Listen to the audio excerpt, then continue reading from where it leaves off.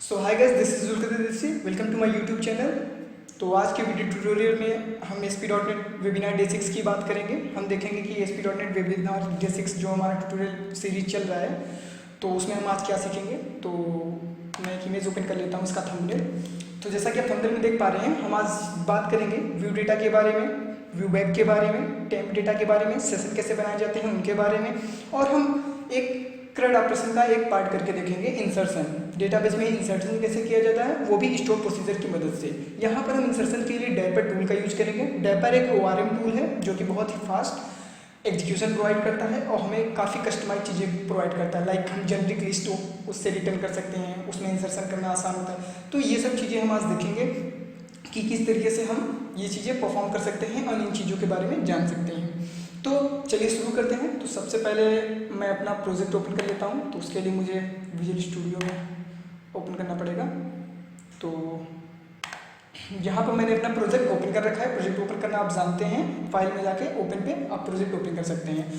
मैंने इनमें से 7 डेज़ का प्रोजेक्ट ले रखा है। यहाँ पर सबसे पहले मैं आता हूँ अपने कंट्रोलर पे। मैंने एक कंट्रोलर बना रखा है स्टूडेंट का। अगर आपको कंट्रोलर बनाना है तो आप कंट्रोलर फोल्डर पर राइट क्लिक करिए, ऐड कंट्रोलर पे जाइए, वहाँ पर आप कंट्रोलर बना सकते हैं।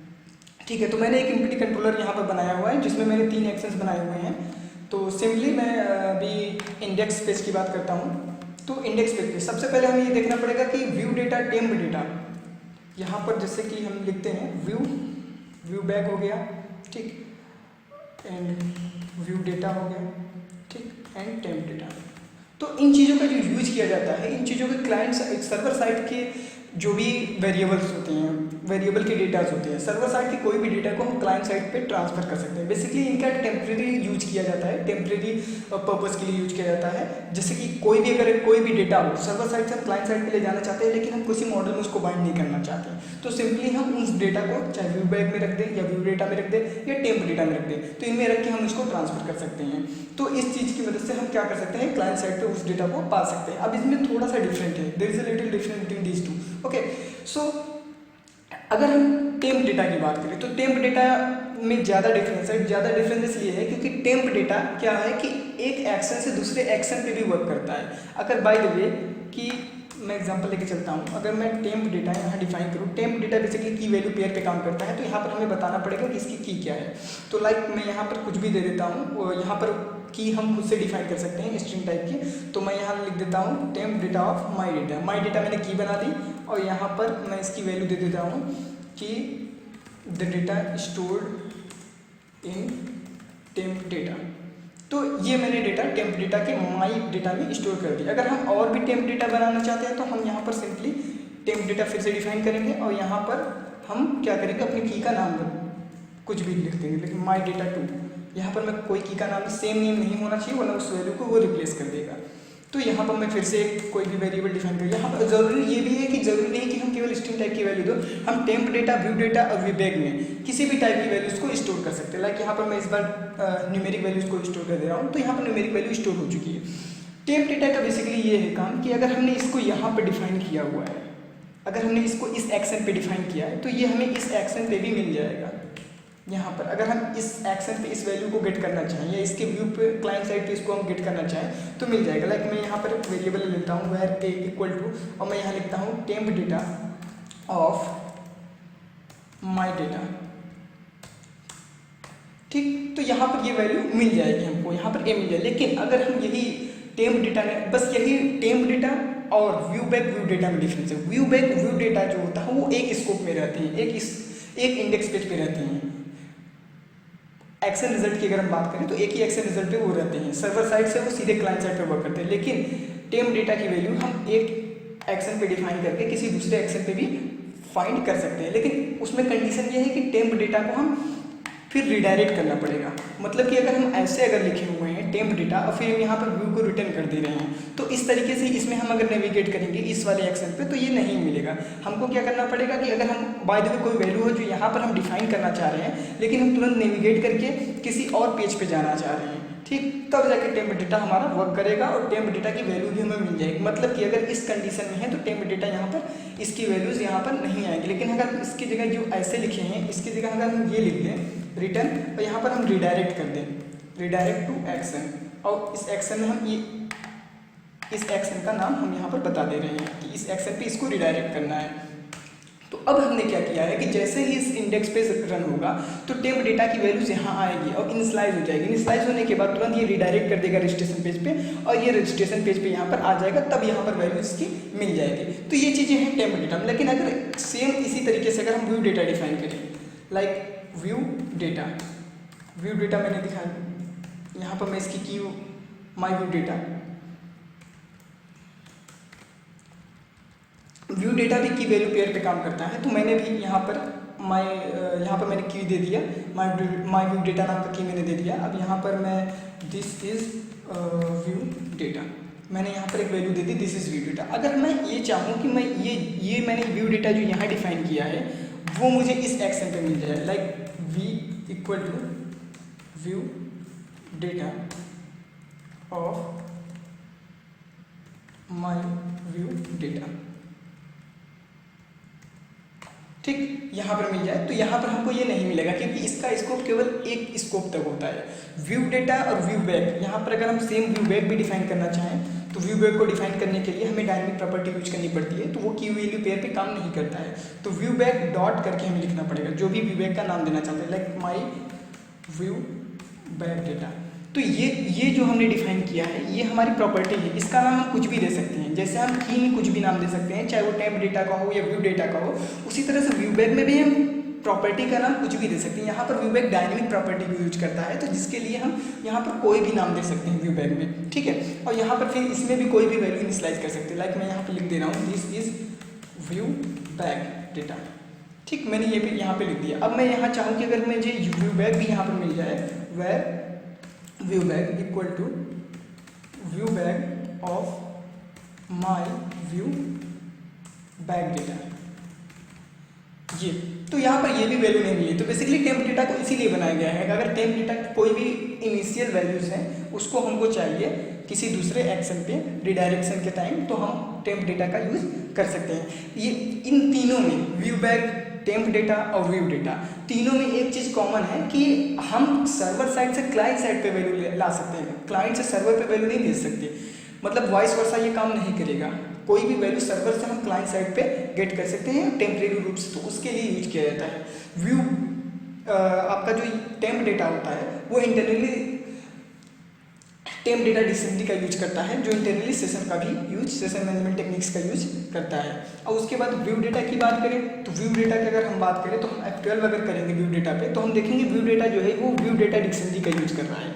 व्यू डेटा डिक्शनरी की वैल्यू पेयर पे काम करता है, व्यू डेटा डिक्शनरी की वैल्यू पेयर पे काम करता है, तो इसीलिए हम व्यू डेटा को डायनेमिक प्रॉपर्टी में बना के की वैल्यू पेयर पे काम कराते हैं, ठीक। और इस तरह से व्यू डेटा को हम डिफाइन करते हैं, ये एक ही स्कोप के लिए होता है। उसके बाद व्यू बैक की अगर बात करें तो व्यू बैक भी की वैल्यू पे काम नहीं करता, लेकिन इंटरनली ये भी व्यू डेटा को ही व्यू डेटा डिक्शनरी को ही कॉल करता है।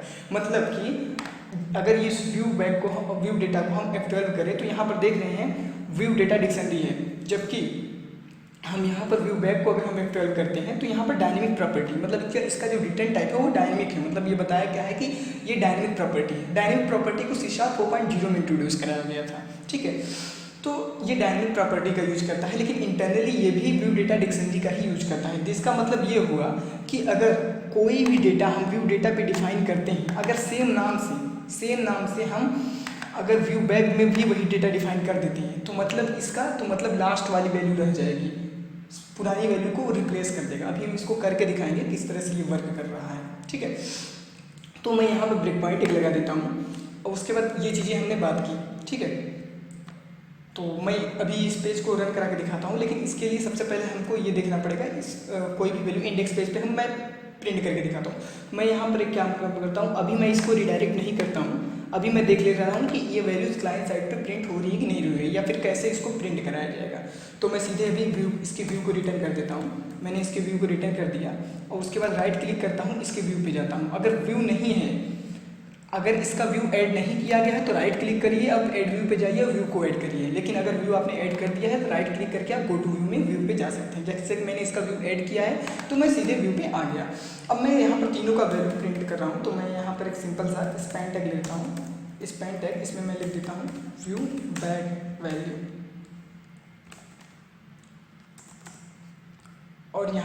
मैंने आपको बताया था अपने रेजर सिंटैक्स के ट्यूटोरियल में कि सर्वर साइड की कोई भी इनलाइन चीज़ें यूज करने के लिए, सर्वर साइड का कोई भी कोड यूज करने के लिए या तो हम रेजर ब्लॉक बनाते हैं या रेजर इनलाइन का यूज करते हैं। तो हम @ यहाँ पर हमें ब्लॉक बनाने की कोई ज़रूरत नहीं है, सिंगल सिंटैक्स हम यूज करेंगे। तो मैं @ यूज करता हूँ, तो ये मेरा रेजर शुरू हो गया है। तो @ अब यहाँ पर मैं लिखूंगा व्यू बैग डॉट, अब जिस नाम से हमने व्यू बैग बनाया है सेम नाम से हमको यहाँ पर एक्सेस करना है उसको। तो मैं वापस आके कंट्रोलर पर देखता हूँ, तो मैं देखता हूँ कि मैंने यहाँ व्यू बैग जो बनाया है इसका नाम है माई व्यू बैग डेटा। तो मैं इसको कॉपी कर लेता हूँ, सेम नाम से मैं यहाँ पर इसको एक्सेस कर लेता हूँ। तो ये व्यू बैग मेरा आ गया। अगर इसमें कोई वैल्यू होगी तो ये प्रिंट होगी, नहीं होगी तो नहीं प्रिंट होगी। ठीक है, अब यहाँ पर मैं BR टैग लगा देता हूँ। ठीक, अब मैं फिर से आता हूँ यहाँ पर स्पैन टैग बनाता हूँ। मैंने स्पैन टैग बनाया, अब मैं यहाँ पर लिख देता हूँ व्यू डेटा वैल्यू और स्पेस देके मैं फिर से लिखता हूँ व्यू डेटा ऑफ। यहाँ पर हमने की का नाम देंगे। अब हम यहाँ पर फिर से आके देखेंगे हमने किस नाम से की बनाई थी। तो मैं देख रहा हूँ कि हाँ माई व्यू डेटा नाम से हमने की बनाई है, तो मैं यहाँ पर आऊँगा माई व्यू डेटा को लिख दूंगा। ठीक है, उसके बाद हम यहाँ पर फिर से BR टैग करेंगे कि स्पैन टैग मैं ओपन करता हूँ। अब यहाँ पर मैं टेम्प डेटा की वैल्यू, तो टेम्प डेटा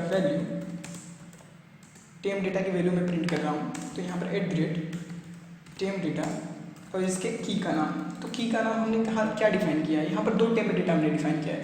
तो मैं चाहे जो भी डेटा यूज करूँ तो मैं पहला वाला यूज कर ले रहा हूँ। जो भी हम की करेंगे दोनों हम यूज करेंगे तो दोनों आ जाएगा, वो सिंपल सा है। ठीक, तो मैं पहला वाला की यूज कर ले रहा हूँ। तो मैंने यहाँ पर की लिखा यहाँ पर, ठीक, ये मैंने लिख दिया। तो ये 3 चीज़ें मैंने लिखी है। अगर मैं इसको रन कराऊंगा तो इसको प्रिंट करना चाहिए यहाँ पर। ठीक है, तो मैं रन करा के दिखाता हूँ। तो सबसे पहले मैं अपना एग्जीक्यूट पे क्लिक कर रहा हूँ। तो अब ये क्रोम ब्राउजर पे ओपन होगा इंडेक्स पेजेस का और रन होगा। उसके बाद यहाँ पर जो वैल्यूज़ हैं वो इनिशियलाइज की जाएंगी। यहाँ पर सारी वैल्यूज इनिशियलाइज होंगी। अब यहाँ पर मैंने पहले भी बताया कि टेम्प डेटा, व्यू डेटा या व्यू बैग में हम किसी भी टाइप की वैल्यूज रख सकते हैं, चाहे वो कॉम्प्लेक्स डेटा प्रॉपर्टीज़ हो या फिर नॉर्मल वैल्यूज़ है, डेटा टेबल्स हो या जेनरिक लिस्ट हो, एनुमरेबल लिस्ट हो या कोई क्लास हो या कोई मॉडल हो। हम किसी भी टाइप की चीज़ों को वहाँ पर, किसी भी टाइप के डेटा को हम पुट कर सकते हैं। तो इस तरीके से ये जो टेम्प डेटा, व्यू डेटा और व्यू बैग है, इस तरीके से ये काम करते हैं। अब टेम्प डेटा का तो मैंने स्कोप आपको बता दिया कि टेम्प डेटा जो है वो एक स्कोप सिंगल स्कोप पे तो काम करता ही करता है, प्लस उसकी रिडायरेक्शन रिक्वेस्ट पे भी काम करता है। अगर हम एक पेज से दूसरे पेज पे कोई नेविगेट कर रहे हैं, ना कि एंकर टेक्स्ट से डायरेक्ट हम रिडायरेक्ट कर रहे हैं एक्शन से, तो वहाँ पे भी ये काम करेगा। तो हम यहाँ पर देख पा रहे हैं कि व्यू बैग डॉट वैल्यू, यहाँ पर देखो this is view bag data जो भी हमने डिफाइन किया था। व्यू बैग में हमने जो डिफाइन किया था वो व्यू बैग के सामने आ गया, व्यू डेटा में जो डिफाइन किया था व्यू डेटा में आ गया, और जो हमने टेम्प डेटा में डिफाइन किया था वो टेम्प डेटा में आ गया। मैंने आपको एक चीज़ ये बताई कि टेम्प डेटा जो है वो टेम्प डेटा डिक्शनरी का यूज करता है ये, लेकिन हमने ये बताया कि व्यू डेटा जो है वो व्यू डेटा डिक्शनरी का यूज करता है। ठीक, व्यू डेटा जो है वो व्यू डेटा डिक्शनरी का यूज करता है।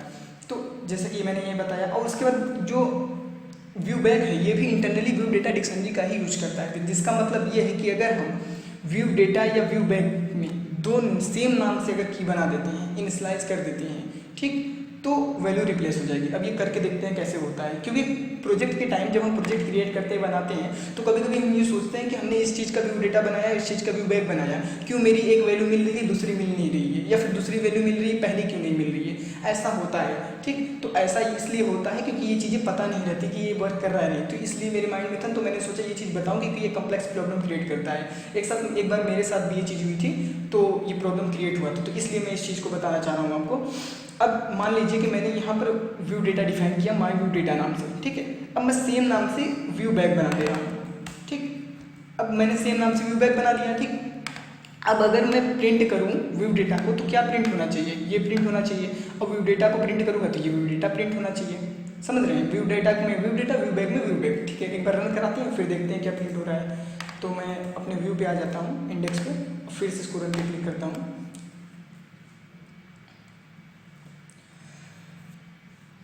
तो एग्जीक्यूशन शुरू हो गया है, अभी रन होगा पेज पे और हम देखेंगे कि क्या वैल्यूज़ वो प्रिंट कर रहा है। टेम्प डेटा को तो हमने बता दिया कि टेम्प डेटा अपनी वैल्यूज़ प्रिंट करेगा, अगर उसका नाम सेम कर देंगे तब भी कोई दिक्कत नहीं है, ठीक। टेम्प डेटा अपनी अलग वैल्यू को लेके चलता है। टेम्प डेटा की जो वैल्यू होती है वो टेम्परेरी रूप पे होती है, session internally session HTTP session base का यूज करता है वो, लेकिन इसकी वैल्यूज़ जो है वो टेम्परेरी होती है। टेम्प डेटा की कुछ प्रॉपर्टीज़ होती हैं वो भी हम देखेंगे। तो अब यहाँ पर देखिए क्या है, यहाँ पर view back dot value, view back की वैल्यू यहाँ पर प्रिंट ही नहीं हुई। क्यों नहीं प्रिंट हुई? क्योंकि हमने अपने व्यू पे उसकी प्रॉपर्टी चेंज नहीं की है। तो अब हम वापस आएंगे यहाँ पर अपने व्यू की प्रॉपर्टी चेंज करेंगे। ये देखिए, हमने व्यू का नाम अपना नहीं चेंज किया, हमने जो व्यू बनाया है यहाँ पर हम चेंज करना भूल गए थे, तो हम इसी नाम से व्यू कॉल करेंगे। तो मैंने बताया था कि जब अगर नाम सेम इसको कोई व्यू मिले, व्यू बैक मिलेगा सेम नाम से तो प्रिंट करेगा, नहीं तो नहीं। तो हम इस नाम से बनाए हैं, तो इस नाम को हम रिप्लेस करते हैं और फिर से हम पेज को रिफ्रेश करते हैं। तो जैसे हम पेज को रिफ्रेश करें तो आप देख रहे हैं कि पहले में तो लिख के आया है view back, this is view back, लेकिन व्यू डेटा में भी लिख के आया है this is view bag data. ऐसा क्यों? ऐसा तो नहीं होना चाहिए, क्योंकि व्यू डेटा में तो हमने कुछ और डिफाइन किया था। मैं फिर से आके देखता हूँ, व्यू डेटा में तो हमने डिफाइन किया था दिस इज व्यू डेटा, तो यहाँ पर जब प्रिंट हुआ तो ये ऐसे क्यों आ गया this is view bag data? जबकि हम क्लाइंट साइड पे देखेंगे तो यहाँ भी व्यू डेटा में हमने व्यू डेटा को ही कॉल किया है। ठीक, ऐसा क्यों हुआ? ऐसा इसलिए हुआ क्योंकि दोनों इंटरनली व्यू डेटा डिक्शनरी का यूज़ करते हैं। ठीक, और व्यू डेटा डिक्शनरी की वैल्यू पेयर पे काम करता है, और एक की हमने पहले ही यूज कर चुके हैं, और सेम की अगर दोबारा हम यूज करेंगे तो उसकी वैल्यू को ओवरराइट कर देगा। तो इसका मतलब क्या हुआ? इसका मतलब ये हुआ कि जो भी वैल्यूज लास्ट में होंगे वो उसकी वैल्यू काम करेगी। जैसे इस समय व्यू बैक जो है वो लास्ट में डिफाइन किया गया, तो व्यू बैक की वैल्यू आ रही है। अभी मैं इसको स्टॉप करता हूँ डिबगिंग, और मैं इसको कट करता हूँ और नीचे पेस्ट कर देता हूँ। तो इसका मतलब क्या? इसका मतलब पहले ये की बनेगी, लेकिन अब व्यू डेटा में सेम की आ जाएगी, तो ये इसकी वैल्यू को रिप्लेस कर, मतलब इस बार जब व्यू बैक आ रहा था तो अब व्यू बैक नहीं व्यू डेटा आना चाहिए। ठीक, दोनों में। तो फिर से मैं रन कराता हूँ और मैं क्लियर करता हूँ इस चीज़ को कि हाँ दोनों में व्यू बैक जो आ रहा था अब व्यू डेटा आ जाएगा। बेसिकली लास्ट वाली जो भी वैल्यू बचती वो आती है। लेकिन हाँ, ये उसी केस में जब हम दो नाम से सेम बना दें, आप ये जानिए। और दो नाम से सेम, ये मैं पर्टिकुलर एक्शन की बात कर रहा हूँ, ऐसा नहीं कि आप अलग अलग एक्शन में भी बना देंगे तब भी ऐसा होगा, ऐसा कुछ नहीं होगा। सेम एक्शन में अगर आप ऐसा करते हैं तभी ऐसा होगा, वरना नहीं होगा।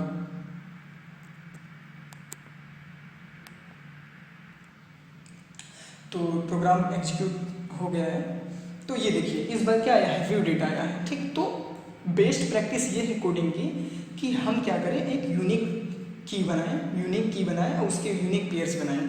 ठीक, तो ये ज़्यादा सही है। तो मतलब कि अगर हम यहाँ पर व्यू डेटा डिफाइन कर रहे हैं, ठीक, तो इसकी की ये बनाए, और व्यू बैक डिफाइन करें तो उसकी की ये बनाए। तो मतलब इसका अगर नाम मैं कुछ और कर देता हूँ, ठीक, तो फिर ये की अलग हो जाएगी और ये चल जाएगा। अब ऐसा भी नहीं है कि मतलब कि ये नाम हम यहाँ पर डिफाइन कर दिए तो इस एक्शन में डिफाइन कर सकते हैं, अलग अलग एक्शन में हम डिफाइन कर सकते हैं। ठीक है, तो ये चीज़ें हैं। और एक चीज़ और मैं बताना चाहूँगा कि व्यू बैक और व्यू डेटा में स्पीड में थोड़ा सा फर्क होता है। स्पीड में थोड़ा सा फर्क मतलब इनकी परफॉर्मेंस में थोड़ा फर्क होता है। और थोड़ा फर्क मतलब कितना फर्क होता है? थोड़ा बहुत माइनर फर्क होता है। ये आपको तब पता चलेगा जब लार्ज अमाउंट ऑफ डेटा आप अगर व्यू बैक या व्यू डेटा में डाल के एग्जीक्यूट कराएंगे। लाइक कोई आपने कोई डेटाबेस से डेटा क्वेरी की है, ढेर सारी लिस्ट है, और उस लिस्ट को आपने व्यू बैक में भी डाला, व्यू डेटा में भी डाला, और दोनों का एग्जीक्यूशन करेंगे तो उसमें व्यू बैक और व्यू डेटा में व्यू डेटा का एग्जीक्यूशन ज़्यादा फास्ट होगा। उसका ये रीजन है क्योंकि व्यू डेटा सीधे की वैल्यू पेयर पे काम करता है, जबकि व्यू बैक की वैल्यू पेयर पे काम करता है लेकिन इंटरनली काम करता है। तो मतलब पहले वो डायनेमिक प्रॉपर्टी का यूज करता है, फिर जाके इंटरनली उसको की में ट्रांसफर करता है। तो इसलिए उस एग्जीक्यूशन टाइम को व्यू डेटा स्किप कर देता है। तो ये चीज़ें, लेकिन व्यू डेटा और व्यू बैक का दोनों अपना एडवांटेज है। जैसे कि अगर ये परफॉर्मेंस में थोड़ी फास्ट है, व्यू डेटा परफॉर्मेंस में अगर थोड़ा फास्ट है तो व्यू बैक का अपना एडवांटेज है। अभी मैं उस एडवांटेज को दिखाता हूँ। ठीक, अभी मैं टेम्प डेटा का एग्जाम्पल होल्ड करता हूँ। ठीक, अब मान लीजिए मैं एक मॉडल ऐड कर देता हूँ। ठीक, तो मैं मॉडल फोल्डर पे आता हूँ। मैंने एक स्टूडेंट का मॉडल ऐड किया है, आपको ऐड करना है। राइट क्लिक करके एक क्लास ऐड कर दीजिए, उसका स्टूडेंट नाम दे दीजिए, कोई भी। मैंने इसमें 3 प्रॉपर्टी लिखी है, ध्यान से देखिएगा इस चीज़ को। मैंने 3 प्रॉपर्टीज़ में लिख रखी है, स्टूडेंट आईडी, स्टूडेंट नेम और एज। ठीक है, वापस मैं कोड पे आता हूँ। तो जाहिर सी बात है कि उस क्लास को हमको एक्सेस करने के लिए उसका नेम स्पेस सेट करने के लिए, तो मैंने ऊपर एक नेम स्पेस सेट कर दिया है यूजिंग अपने प्रोजेक्ट का नाम कि डॉट मॉडल्स, क्योंकि मुझे स्टूडेंट का मॉडल एक्सेस करना है। ठीक है, अब मैं क्या करता हूँ, यहाँ पर सिंपली एक मॉडल बना देता हूँ, लाइक वेर stu, मैं ये object equal to new student. ठीक, और इस स्टूडेंट में यहाँ पर मैं डेटा डाल देता हूँ, लाइक आईडी, स्टूडेंट आईडी में डाल देता हूँ 1001। ठीक, स्टूडेंट नेम में मैं डाल देता हूँ जुल्कदर IDRASHI। ठीक, और यहाँ पर एज में मैं डाल दे रहा हूँ लाइक 23। ठीक, ये मैंने डाल दिया। ठीक, यहाँ पर मैंने बनाया। अब यहीं पर मैं क्या करता हूँ कि व्यू बैक और व्यू डेटा दोनों में ये वैल्यू इनिशियलाइज करूँगा और आपको एक डिफरेंस दिखाऊंगा कि व्यू बैक भी क्यों प्रेफर किया जाता है व्यू डेटा के कंपेरिजन में। अगर व्यू डेटा के पास परफॉर्मेंस की क्वालिटी है तो व्यू बैक के पास भी कोई क्वालिटी है, अभी वो दिखाता हूँ क्या क्वालिटी है। ठीक है। तो ये चीज़ें हैं। तो सबसे पहले हम क्या करते हैं, यहाँ पर मैं व्यू डेटा बनाता हूँ, व्यू डेटा डिफाइन करता हूँ, व्यू डेटा ऑफ, यहाँ पर मैं व्यू डेटा का जो की का नाम दे दे रहा हूँ STU नाम दे दे रहा हूँ, इक्वल टू, अब मैं STU ऑब्जेक्ट इसमें इनिशियलाइज कर दे रहा हूँ। मैंने आपको पहले ही बताया कि व्यू डेटा और व्यू बैक दोनों में भी जो भी हम डेटा इंसर्ट करना चाहते हैं, जो भी हम जिस भी टाइप का कॉम्प्लेक्स डेटा हम डालना चाहते हैं वो हम डाल सकते हैं, कोई दिक्कत नहीं है, ठीक है। अब मैं व्यू बैक एक बनाता हूँ, व्यू बैक डॉट, अब इसका मैं नाम दे देता हूँ STU बैक। मैं इसका की का नाम बस दे रहा हूँ, यहाँ पर आप कोई भी नाम दे सकते हैं, मैं पहले बताया हूँ। तो या STU मैंने इसमें इनिशियलाइज कर दिया, ठीक है। नाम अलग अलग मैंने कर दिया, दोनों में वैल्यू इनिशियलाइज मैंने कर दिया है। अब मैं क्लाइंट साइड पे आता हूँ, गो टू व्यू, व्यू पे आता हूँ। अब ये तो चीज़ें हैं ही, अब मैं क्या करना चाह रहा हूँ, मैं इसको भी हमें हटा दे रहा हूँ। अब मैं यहाँ पर व्यू डेटा, ठीक, व्यू डेटा में मैं कुछ प्रिंट करना चाहता हूँ, लाइक मैं यहाँ पर एक स्टूडेंट की डिटेल प्रिंट करना चाहता हूँ, ठीक। तो मैंने यहाँ पर लिखा स्टूडेंट नेम कॉलम, अब मैं यहाँ पर इसको नाम डालूंगा। तो मैं यहाँ लिखता हूँ व्यू डेटा ऑफ, मैंने यहाँ पर STU बनाया है, तो यहाँ पर मैं लिखूँगा STU, ठीक, व्यू डेटा डॉट STU। अब STU, अब मुझे क्या करना है, मुझे स्टूडेंट का नेम प्रिंट करना है, ठीक। तो मैं क्या लिखूँगा, डॉट स्टूडेंट नेम, ओके। मैं यहाँ नेम कॉपी कर लेता हूँ इसकी प्रॉपर्टी को, ये मैंने ये तो लिख दिया, ठीक है। अब देखिए ये कंपाइल टाइम एरर आ रहा है। अब अगर मैं होवर करूँगा तो बोलेगा object does not contain the definition for student name, मतलब कि ये जो मैंने ये लिख दिया है इसको नहीं पता है, जो कंपाइलर है उसको नहीं पता है कि ये ऑब्जेक्ट इस डेफिनेशन को कंटेन करता है कि नहीं। लेकिन अगर एक्चुअली हम देखें तो इस डेफिनेशन को कंटेन कर रहा है, क्योंकि इस ऑब्जेक्ट को हमने इसमें इनिशियलाइज किया है और यही object student name same object है, ठीक। ये एरर आ रही है, ठीक। अब यही सेम चीज़ अगर हम एक्सेस करना चाहते हैं व्यू बैक के थ्रू, ठीक, तो फिर से मैं व्यू बैक बनाता हूँ और मैं लिखता हूँ स्टूडेंट नेम। मैं यहाँ पर ऊपर एक कंस्ट्रेंट भी लिख देता हूँ बाय व्यू डेटा, और मैं यहाँ पे लिख देता हूँ student name by view back, ठीक, ये मिलेगा। और फिर से मैं यहाँ पर क्या बनाता हूँ, व्यू बैक बनाता हूँ, तो व्यू बैक डॉट में करता हूँ, ठीक। अब उसके बाद व्यू बैक किस नाम से बनाया है मैंने वो लिखना पड़ेगा, तो व्यू बैक मैंने बनाया है STU बैक नाम से, तो STU बैक मैंने लिखा, ठीक। जैसे इसकी की वैल्यू पेयर में मैंने लिखा था वैसे इसकी की वैल्यू। अब उसके बाद इसकी प्रॉपर्टी डॉट, जैसे ये स्टूडेंट नेम है तो मैं इस पर भी स्टूडेंट नेम लिखता हूँ, तो मैंने लिखा स्टूडेंट नेम, ठीक। अब मैं देखूंगा कि व्यू बैक वाले में एरर नहीं आ रहा है, क्यों नहीं आ रहा है, तो सेम चीज़ कि व्यू बैक जो है डायनेमिक प्रॉपर्टी है, और डायनेमिक प्रॉपर्टी रन टाइम पे डिसाइड होती है। डायनेमिक प्रॉपर्टी रन टाइम पे डिसाइड होती है कि उसमें क्या वैल्यू है और क्या प्रॉपर्टीज पे वो वर्क करेगा, ठीक है। ये जो कि व्यू डेटा में नहीं है, ये क्वालिटी व्यू डेटा में आपको बताना पड़ेगा कि ये किस टाइप का डेटा है, और व्यू बैक में आपको नहीं बताना पड़ेगा। व्यू बैक में आप डायरेक्टली अगर प्रॉपर्टी सही लिखते हैं तो वो वैल्यू एग्जीक्यूट कर जाएगा, ठीक है।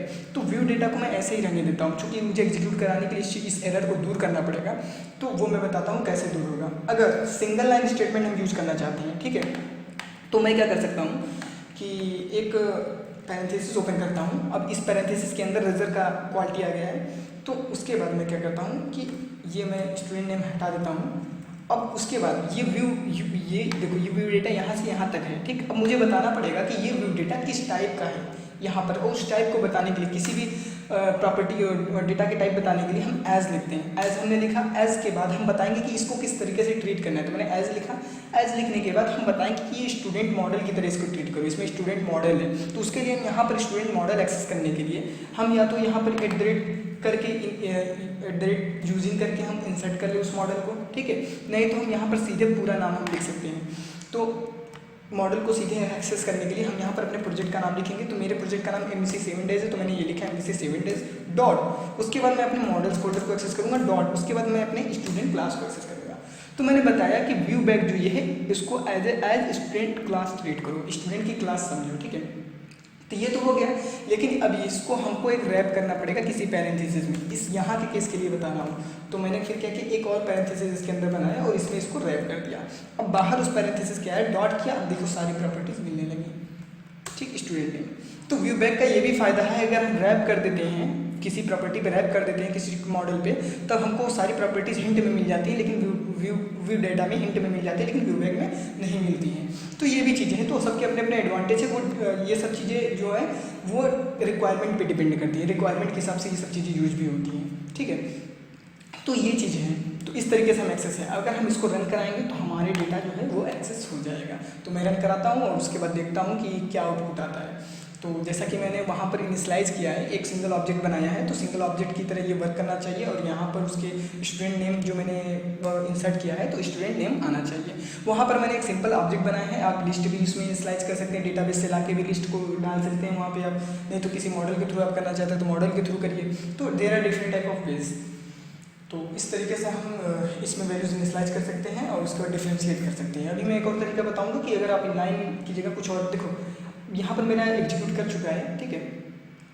यहाँ पर देखिए student name by view data में व्यू दृश्य आ गया है और उसके बाद व्यू बैग में भी आ गया है, ठीक है। तो इन दोनों में हमारे, अब देखिए मैंने आपको बताया कि इसमें कोई दिक्कत नहीं है, मतलब कि व्यू बैग जो था उसमें हमें कोई दिक्कत नहीं करना पड़ा, मतलब कि ये वैल्यू एग्जीक्यूट हुई, ठीक है, और इसमें हमें बताना पड़ा था। तो अगर हम यहाँ पर ऐसे नहीं बताना, अब क्योंकि सबको हम बार बार कास्ट नहीं कर सकते अगर हमारी मल्टीपल वैल्यूज है, तो हम क्या कर सकते हैं कि हम @result यहाँ पर हम सिंटेक्स में ही डिफाइन कर सकते हैं कि ये किस तरीके की वैल्यू कर सकता है। तो यहाँ पर हम कोई भी ऑब्जेक्ट डिफाइन कर सकते हैं, लाइक यहाँ पर मैं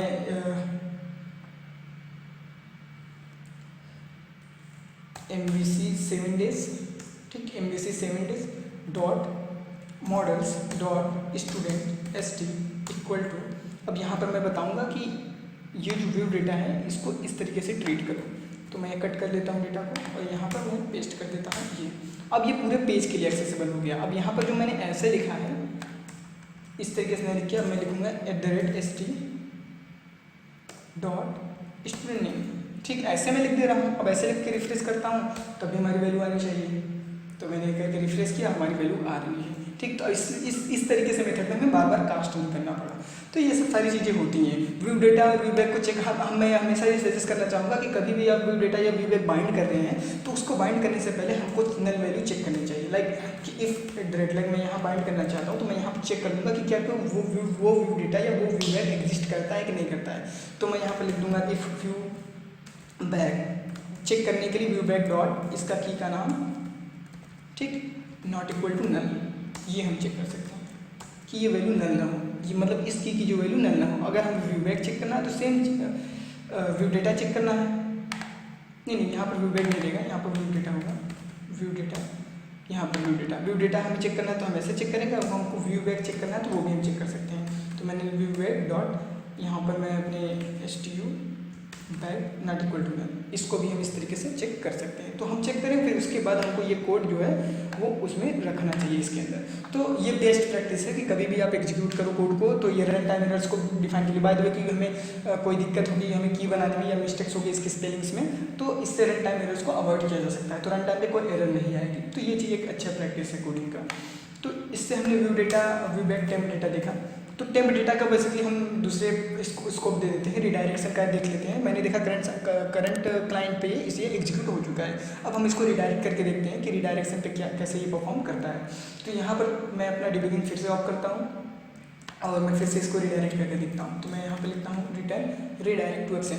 किसी भी MVC में एक एक्शन से दूसरे एक्शन पे रिडायरेक्ट करने के लिए हम रिडायरेक्ट टू एक्शन का यूज करते हैं। रिडायरेक्ट एक्शन में हम क्या करते हैं, या तो हम एक्शन का नाम प्रोवाइड करते हैं। अगर हम केवल एक्शन का नाम प्रोवाइड करते हैं तो ये करंट एक्शन पे रिडायरेक्ट होगा, ठीक। लेकिन हम एक्शन का नाम कामा, एक्शन के नाम कामा कंट्रोलर का भी नाम अगर प्रोवाइड कर देते हैं तो ये पार्टिकुलर कंट्रोलर के एक्शन पे रिडायरेक्ट होगा। अगर हम केवल एक्शन लिखते हैं तो ये करंट एक्शन पे रिडायरेक्ट होगा, ठीक है।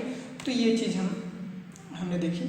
तो यहाँ पर हम रिडायरेक्ट कर देते हैं और यहाँ पर मैं रजिस्ट्रेशन पे रिडायरेक्ट कर देता हूँ, ठीक। रजिस्ट्रेशन के गेट मेथड पे मैं रिडायरेक्ट कर देता हूँ, ठीक है। तो यहाँ पर ये चीज़ें इनिशियलाइज होंगी, टेम्प डेटा यहाँ पर इनिशियलाइज होगा, यहाँ पर रजिस्ट्रेशन पे वो इनिशियलाइज रिडायरेक्ट हो जाएगा और यहाँ पर ब्रेक पॉइंट आना चाहिए।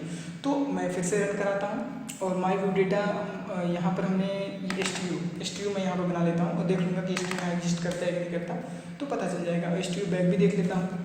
तो मैंने पहले बताया कि इसका स्कोप इस स्पेस पे नहीं रहेगा, तो बाकी मैं रन करा के देख लेता हूँ ब्रेक पॉइंट लगा के। तो रन कराता हूँ मैं अपने प्रोजेक्ट को और देखता हूँ कि ब्रेक पॉइंट लगा के कि किस तरीके से वहाँ पर वैल्यू वो फॉर्म हो रही है, वहाँ पर डेटा आ रहा है कि नहीं आ रहा है, या फिर टेम्प डेटा की वैल्यू कैसे कंटेन की जा रही है। तो ये भी हम देखेंगे और देखते हैं कि किस तरीके से ये वर्क कर रहा है। उसके बाद टेम्प डेटा की मेमोरी 1 टाइम के लिए होती है और इसकी मेमोरी को इंक्रीज भी किया जा सकता है। मतलब अगर मल्टीपल टाइम हम सेम डेटा को रिमेन करना चाहते हैं, कंटेन करना चाहते हैं, तो उसके लिए भी कोड होता है, तो हम उसको रिमेन कर सकते हैं। टेम्प डेटा में ये भी प्रॉपर्टी होती है कि हम किसी की को, जैसे टेम्प डेटा में मल्टीपल कीज हमने असाइन कर रखी है, तो उस की को भी हम चेक कर सकते हैं। तो ये कंट्रोलर मैंने रन कराया था, होम पेज रन हो गया है।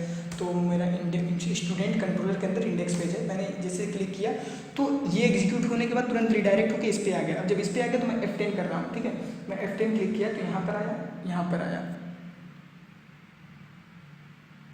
तो अब मैं अगर ए पे होवर करूँ तो देखिए ए पे मैंने होवर किया तो क्या आ रहा है, the data stored in temp data. मैं अभी क्या करता हूँ कि इसको जूम कर देता हूँ 1.2, ये ठीक है, मैं जूम कर देता हूँ। अब मैं देखता हूँ, ये देखिए, ये the data stored in temp data, ये हमने कहाँ डिफाइन किया था, माई डेटा में डिफाइन किया था। तो हमने रिडायरेक्ट किया तो हमको टेम्प डेटा की ये वैल्यू मिल चुकी है। लेकिन अब मैं F10 करता हूँ और इन वैल्यूज़ को गेट करता हूँ तो देखूँगा इसमें वैल्यू नल आई है और इसमें भी वैल्यू नहीं आई है, जबकि यहाँ पर तो हमने डिफाइन किया। तो जैसा कि मैंने पहले बताया, अब मैं इसको कंटिन्यू कर देता हूँ तो इसका पेज खुल गया। इस पेज पे क्यों कुछ नहीं है, क्योंकि इस पेज पे कुछ लिखा ही नहीं है। तो मैं इस पेज पे अगर इसको मैं प्रिंट कराना चाह रहा हूँ तो हमें क्या करना पड़ेगा, इस ब्रेक पॉइंट को मैं हटा देता हूँ थोड़ी देर के लिए, फिर मैं गो टू व्यू पे जाता हूँ, चूँकि इसका भी मैंने ऐड कर रखा है। तो मैं इस व्यू पे जाता हूँ और यहाँ पर मैं लिखता हूँ, एक स्पैन टैग लेता हूँ और यहाँ पर मैं लिखता हूँ टेम्प डेटा वैल्यू, ठीक, यहाँ पर मैं लिखता हूँ ये टेम्प डेटा, ये मैंने लिख दिया है, लिख दिया। अब मैं इसको कंट्रोल आर करूँगा तो कंट्रोल आर करने के बाद वैल्यू नहीं आई, क्यों नहीं आई, अब उसका फिर से मैं रीज़न बताऊँगा आपको नहीं आई क्यों, ठीक है। और आएगी तो कैसे आएगी, फिर से मैं इंडेक्स पेज पे आता हूँ और इंडेक्स पेज पे मैं फिर से ओपन करता हूँ, ये देखिए अब वैल्यू आ गई। उसका रीज़न मैं बता रहा हूँ ना, जैसे ही मैंने इंडेक्स पेज ओपन किया तो इंडेक्स पेज क्या हुआ, फिर से इंडेक्स पेज ने इस वैल्यू को इनिशियलाइज किया, यहाँ पर इस वैल्यूज़ को इनिशियलाइज किया। इनिशियलाइज करने के बाद इसको रिडायरेक्ट किया, रिडायरेक्ट करने के बाद यहाँ पर आया। एक बार टेम्प डेटा की वैल्यू अगर यूज हो गई तो दोबारा उसमें वैल्यू खत्म हो जाती है, ठीक, जब तक हम उसको रिमेन न करें, ठीक। तो अब जब यूज हुआ तो यहाँ पर आ गया टेम्प डेटा, लेकिन अब मैं दोबारा अगर रिफ्रेश करूँगा तो इसकी वैल्यू नहीं आएगी क्योंकि ये अब खत्म हो चुका है। तो इसी की मैं बात कर रहा था, अगर इस वैल्यू को मुझे रिमेन रखना है, मतलब अगर एक बार इनिशियलाइज हो गया तो उसकी वैल्यू बनी रहे जब तक हम न चाहें, ठीक। तो उसके लिए मैं क्या करना पड़ेगा, तो मैं चाह रहा हूँ कि जब मैं रिफ्रेश करूँ तो इस पर वैल्यू बनी रहे, बार बार मुझे वहाँ से रिडायरेक्ट ना होना पड़े। लाइक मैंने इंडेक्स पेज से आए तभी मिले और बार बार ना मिले, तो ऐसा नहीं करना मुझे चाहिए बार बार। तो उसके लिए मुझे क्या करना पड़ेगा, मैं फिर से इसको ब्रेक पॉइंट हटाता हूँ और इनकी वैल्यूज मैं हटा देता हूँ क्योंकि वैसे भी काम के नहीं है। तो सबसे पहले टेम्प डेटा में कोई भी की एग्जिस्ट करती है कि नहीं करती है, उसकी को चेक करने के लिए मैं बता दे रहा हूँ।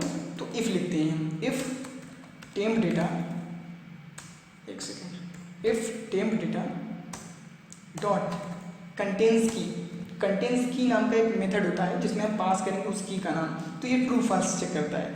तो ये माई डेटा मैंने की लिख दिया, ये my data, if temp data dot contains की माई डेटा, अगर टेम्प डेटा में माई डेटा की है कि नहीं है, ठीक, एग्जिस्ट करती है कि नहीं करती है, तो ये ट्रू फॉल्स रिटर्न कर देता है। तो इफ़ में ये तभी चलेगा जब ये ट्रू होगा, ठीक। इसके अंदर हम आ जाते हैं, ठीक, अगर ट्रू नहीं होगा तो फॉल्स चलेगा। तो इसके अंदर हम आते हैं और उसके बाद क्या नाम है कि अगर ये की कंटेन करती है, ठीक, तो हमको क्या करना है, हमको उस वैल्यू को बनाए रखना है। तो हम क्या करेंगे, टेम्प डेटा डॉट कीप क्या करता है कि उस वैल्यू को रिमेन रखता है। देखिए मास आल की डिक्शनरी फॉर रिटर्न, ठीक। तो इसके अंदर हम जो भी की पास कर देंगे उस की वैल्यू को ये रिटर्न कर देगा। ये देखिए हमने इस पर रिटर्न कर दिया। अब यहाँ पर दो चीज़ों को समझने वाली बात है, ठीक। मैं फिर से देखो इसको लिख के दिखाता हूँ, चीज़ों को समझो और पढ़ो। मैं ऐसे करता हूँ तो अगर मैं एक भी पैरामीटर नहीं पास करता हूँ तो जितने भी इस टेम्प डेटा में की होंगे सारे रिटर्न हो जाएंगे। लेकिन अगर मैं की पास कर दूंगा तो पार्टिकुलर टेम्प डेटा की जो है वो रिटर्न हो जाएगी, मतलब वो बनी रहेगी। अब मैं यहाँ करता हूँ, अब फिर से मैं इसको रन कराता हूँ, ठीक है, मैं फिर से रन कराता हूँ। तो इस बार अगर मैं इंडेक्स पेज पे यहाँ पर आ रहा हूँ तो रिफ्रेश करने पे वैल्यू नहीं जानी चाहिए, क्योंकि मैं इसको कर रहा हूँ कि इस वैल्यू को कंटेन रखें। और मैं यहाँ पे एक ब्रेक पॉइंट लगा देता हूँ ताकि आपको भी मतलब पता चले कि यहाँ पर इफ कंडीशन के अंदर वो जा रहा है कि नहीं जा रहा है, ठीक है। तो मैं फिर से इसको रन कराया हूँ, ये इंडेक्स होम का इंडेक्स पेज रन हो जाएगा क्योंकि मैंने कंट्रोलर को डायरेक्ट एग्जीक्यूट कराया है। अगर मैं किसी व्यू को एग्जीक्यूट कराया होता तो वो व्यू पर्टिकुलर ओपन होता। तो मैं नेविगेट ही कर देता हूँ। तो मैं जैसे ही स्टूडेंट को नेविगेट किया तो यहाँ पर रजिस्ट्रेशन पे आ गया, रजिस्टर में F10 कर रहा हूँ। अब ये की कंटेंट का, हाँ की कंटेंट कर रहा है। अब इसने वैल्यू को उसको बना रखी है, अब ये रिटर्न हो गया। तो मैं कंटिन्यू पे क्लिक करता हूँ और इसकी वैल्यू यहाँ पर आ गई। तो ये वैल्यू यहाँ पर आ गई, लेकिन रिफ्रेश होने के बाद चली जा रही। तो मैं फिर से रिफ्रेश करता हूँ और मैं फिर से देखता हूँ कि वैल्यू जा रही कि नहीं। तो नहीं तो की कंटेंट कर रहा, फिर से की बनाए रखूँ, ठीक। तो फिर मैंने कंटिन्यू पे क्लिक किया तो की फिर से बनी हुई है। अब मैं ब्रेक पॉइंट हटा के भी रिफ्रेश कर दे रहा हूँ एक बार। कंट्रोल शिफ्ट F9 दाबेंगे तो सारे ब्रेक पॉइंट्स हट जाते हैं। तो मैं देख लेता हूँ कंट्रोल पे नहीं हटा, चलो कोई बात नहीं। मैं रिफ्रेश करता हूँ और मैं देखता हूँ कि हमारी वैल्यू जो है वो बनी हुई है। तो इस तरीके से हम अपनी वैल्यूज़ को बनाए रख सकते हैं। अब यहाँ पर मैं अब जब मैंने इतना बताया तो मैं एक और मेथड बताना चाहता हूँ कि टेम्प डेटा में जो है कीप मेथड है, ठीक। ये कीप मेथड है। अब टेम्प डेटा की वैल्यूज़ को बनाए रखने के लिए पीक मेथड भी होता है, ठीक। मतलब कि इस वैल्यू को हम ऐसे भी बना सकते हैं, पीक मेथड भी होता है। अब देखो पीक मेथड से भी वैल्यू रिमेन रहती है, कीप से भी रिमेन रहती है। तो फिर क्वेश्चन आ गया कि डिफरेंस क्या है, ठीक। पीक मेथड रिटर्न टाइप होता है, मतलब पीक मेथड से हम वैल्यू बना भी सकते हैं, साथ ही साथ किसी वेरिएबल में इस वैल्यू को कैच भी कर सकते हैं। मतलब इस डेटा की वैल्यू को टी में भी आ जाएगा, ठीक। और उसके बाद पीक में इसको रिमेन भी कर देगा। तो पीक से दो काम होते हैं, एक तो वैल्यू भी रिटर्न कर देता है कौन सी वैल्यू है उस की में, और दूसरा चीज़ उस की वैल्यू को रिमेन भी रखता है। लेकिन अगर हम कीप यूज करेंगे तो कीप एक वाइड टाइप की का मेथड है, ठीक है। कीप एक वाइड टाइप का मेथड, ये कुछ रिटर्न नहीं करता है। देखो यहाँ पर एक एरर आने लगी। अब यहाँ पर कीप में हम F12 करेंगे तो हम देखेंगे ये वाइड टाइप का है, ठीक। वाइड टाइप कोई भी वैल्यू रिटर्न नहीं करता, तो मतलब ये केवल अपना काम करेगा, मतलब वैल्यू को रिटेन करेगा, वैल्यू को देगा नहीं। तो हम अगर ऐसी ज़रूरत है कि हमको वैल्यू भी चाहिए, उसको बनाए भी रखना है, तो हमें पीक यूज करना चाहिए। अगर हमको ऐसा ज़रूरत है कि केवल हमें वैल्यू रिटेन करनी है, हमको क्लाइंट साइड पे उसका काम है, तो हमें कीप यूज करना चाहिए। तो ये चीज़ें आप समझ ली। तो इस तरीके से टेम्प डेटा, व्यू डेटा, ये चीज़ें हमने समझ ली। अब मैं थोड़ा सा ये बताना चाहूँगा कि मैं इसको भी हटा देता हूँ वैल्यूज़ को, और इसको भी मैं चीज़ों को क्लियर कर देता हूँ।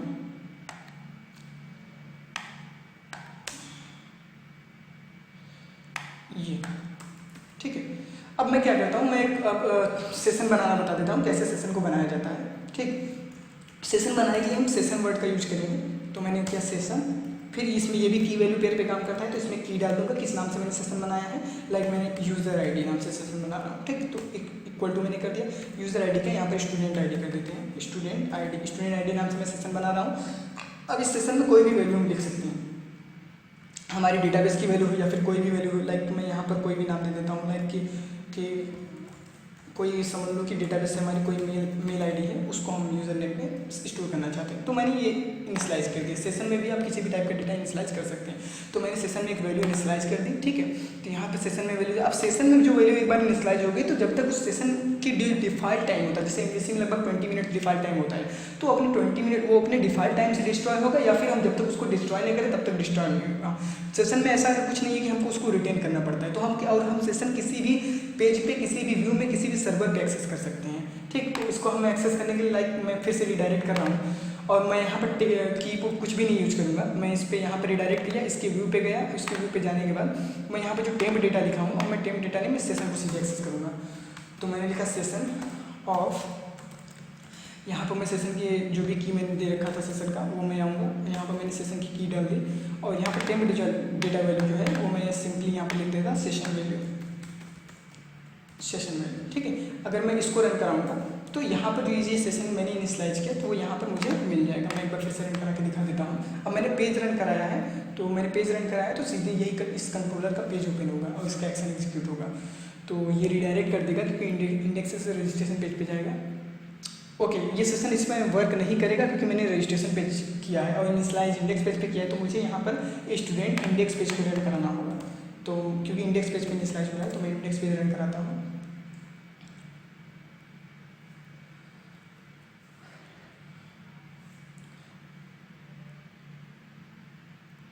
इंडेक्स पेज रन हुआ। इंडेक्स पेज रन होने के बाद क्या हुआ, जैसे इंडेक्स पेज रन हुआ तो कंपाइलर यहाँ पर आया, इसके वैल्यू को इनिशलाइज किया, फिर रिडायरेक्ट हो गया इस पर, और इसके व्यू पे आया। व्यू पे आने के बाद मैं यहाँ पर आ गया। मैं इसको अगर मैं रिफ्रेश करूँ तो कोई दिक्कत नहीं, ये चाहेगा नहीं, और ना ही मुझे कीप करना है क्योंकि ये सेशन है। सेशन की वैल्यू एप्लीकेशन लेवल पर स्टोर रहती है, तो इसलिए इसकी वैल्यू स्टोर है। अब सेशन की वैल्यू को हमें डिस्ट्रॉय करना है। लाइक यहाँ पर सेशन बना, ठीक, सेशन बना, लेकिन मैं चाह रहा हूँ यहीं पर सेशन खत्म हो जाए, डिस्ट्रॉय जाए। तो उसके लिए हम सेशन डॉट अबैंडन का यूज़ करते हैं। ये अबैंडन मेथड होता है। ये हम यूज़ करते हैं। इससे हमें क्या होता है, सेशन की वैल्यू डिस्ट्रॉय हो जाती है। तो अब डिस्ट्रॉय हो जाएगी तो हमको इसकी वैल्यू प्रिंट नहीं होनी चाहिए। तो मैं फिर से एक बार रन कराता हूँ और देख लेता हूँ कि इसकी वैल्यू प्रिंट हो रही है कि नहीं हो रही है। बाकी और भी मेथड्स होते हैं किसी भी सेशन को डिस्ट्रॉय करने के लिए। जब हम फॉर्म ऑथेंटिकेशन क्रिएट करते हैं तो वहाँ से भी हमको डिस्ट्रॉय करना चाहिए। उसके बाद हम कुकीज़ को क्लियर कर सकते हैं, सारे कुकीज़ HTTP रिस्पॉन्स को क्लियर कर सकते हैं। तो ये सब हम जब लॉगिन मैनेजमेंट या सेशन मैनेजमेंट पे काम करते हैं तो उस तरीके से हम इसको कर सकते हैं। सेशन को और मैनेज करने के लिए हम क्या कर सकते हैं कि सेशन मैनेजर की कोई क्लास बना सकते हैं, उसमें हम सेशन को डिफाइन कर सकते हैं। तो सेशन की वैल्यू नहीं है क्योंकि फर्स्ट टाइम एग्जीक्यूट हुआ था और ये डायरेक्ट उस पेज से, तो मैं इंडेक्स पेज से पहले एग्जीक्यूट करा रहा हूँ ताकि ये डिफाइन हो। तो इंडेक्स पेज से मैंने जैसे एग्जीक्यूट करा तो इसकी वैल्यू आ गई और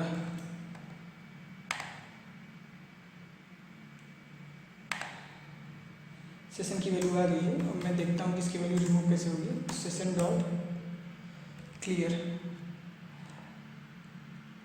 remove all key and values from the state collection. ये शायद क्लियर मेथड यूज होता है। तो मैं फिर से रन कराता हूँ, देखता हूँ।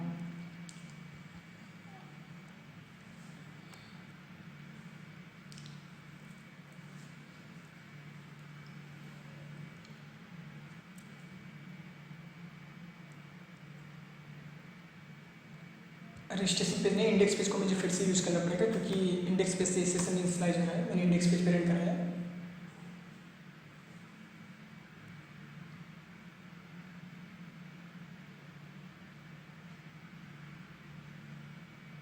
तो देखिए जैसे मैंने इंडेक्स पेज पे रन कराया, रजिस्ट्रेशन पेज पे आया। रजिस्ट्रेशन पेज पे आने के बाद अबेंडन क्या करता है, इसमें हम पढ़ेंगे when overriding in drive class cancel. ये करंट सेशन को कैंसिल करता है और क्लियर जो होता है इनकी सारी वैल्यूज़ को क्लियर कर देता है। तो हमें ये सब सारी चीज़ें लॉगआउट पेज पे या फिर सेशन को क्लियर करने के लिए यूज करनी चाहिए। तो इतना हमने देखा, हमने टेम्प डेटा देखा, सेशन देखा, हम अपना जो इमेज है डेस्कटॉप का थंबनेल ओपन करते हैं। तो थंबनेल में अभी तक हम क्या पढ़ चुके हैं, अभी तक हम पढ़ चुके हैं कि व्यू डेटा क्या होता है, व्यू ब्रेक क्या होता है, टेम्प डेटा क्या होता है, सेशन क्या होता है, कैसे इन सब चीज़ों को यूज किया जाता है। ठीक है, अब उसके बाद हम ये देखेंगे कि कैसे इंसर्ट करना है। मुझे एक सिंपल सा मैं एक फॉर्म बनाऊंगा छोटा सा 3 प्रॉपर्टीज़ का, और उसमें मैं देखूंगा डायपर वारिंग कैसे इंस्टॉल करते हैं और स्टॉक प्रोसीजर में कैसे उसको इंसर्ट करते हैं। सबसे पहले मैं चलता हूँ डायपर वारिंग के पास, कैसे डायपर वारिंग अपने प्रोजेक्ट में हम इंस्टॉल करते हैं। और डायपर वारिंग बहुत ही अच्छा टूल है। अगर आपको इसके ज़्यादा ट्यूटोरियल्स डायपर वारिंग के बारे में ज़्यादा पढ़ना है तो आप डायपर की वेबसाइट पर जा सकते हैं। डायपर नाम गूगल पर सर्च करेंगे तो आपको आ जाएगा, वो बहुत ही अच्छा वारिंग टूल है। तो सबसे पहले हम आते हैं यहाँ पर। उसके बाद हम क्या करते हैं कि हमें डायपर यूज करना है। तो सबसे पहले हम क्या आएंगे, अपने मॉडल पे आएंगे। मॉडल पे आने के बाद प्रोजेक्ट में आने के बाद रेफरेंसेस पे राइट क्लिक करेंगे। रेफरेंसेस पे राइट क्लिक करने के बाद हम मैनेज न्यूगेट पैकेज पे जाएंगे। मैनेज न्यूगेट पैकेज पे जैसे हम क्लिक करेंगे तो ओके नेट कनेक्टेड नहीं है मे बी।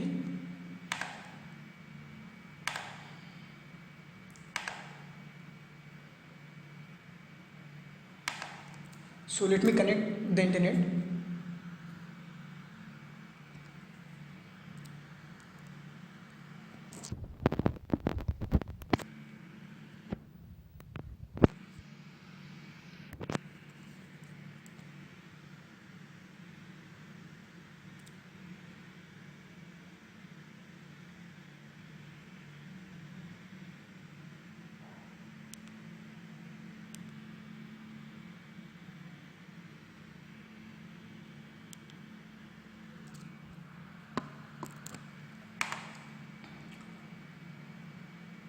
तो नेट कनेक्ट हो रहा है, तो नेट कनेक्ट हो चुका है बेसिकली। मैं फिर से आप देता हूँ, यहाँ पर रिफ्रेश करता हूँ मैं न्यू वैल्यूज़ को, और यहाँ पर मैं सर्च करता हूँ ब्राउज पे डायपर। जैसे मैं डायपर सर्च करूँगा तो ब्राउज हो रहा है। तो न्यूगेट पैकेज मैनेजर के जो भी स्टोर्स हैं वहाँ से डायपर वारिंग को इंस्टॉल किया जा सकता है। तो ये यहाँ से सर्च करेगा डायपर वारिंग को, और यहाँ पर पहला जो न्यूगेट पैकेज आएगा तो उसको हमको इंस्टॉल करना होगा।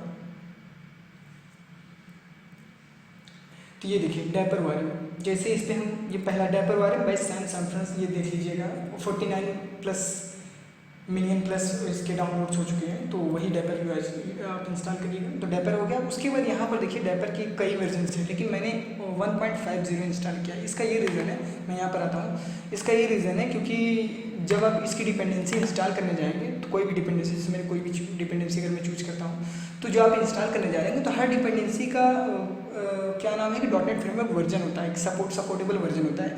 तो मैं अभी जो प्रोजेक्ट लिया हूँ वो डॉट नेट फ्रेमवर्क 4.5 पे रन करा रहा हूँ। तो डॉट नेट फ्रेमवर्क 4.5 जो है वो 1.5.50.2 पे सपोर्ट करता है, इससे कम पे सपोर्ट करता है, इसके ऊपर नहीं सपोर्ट करता।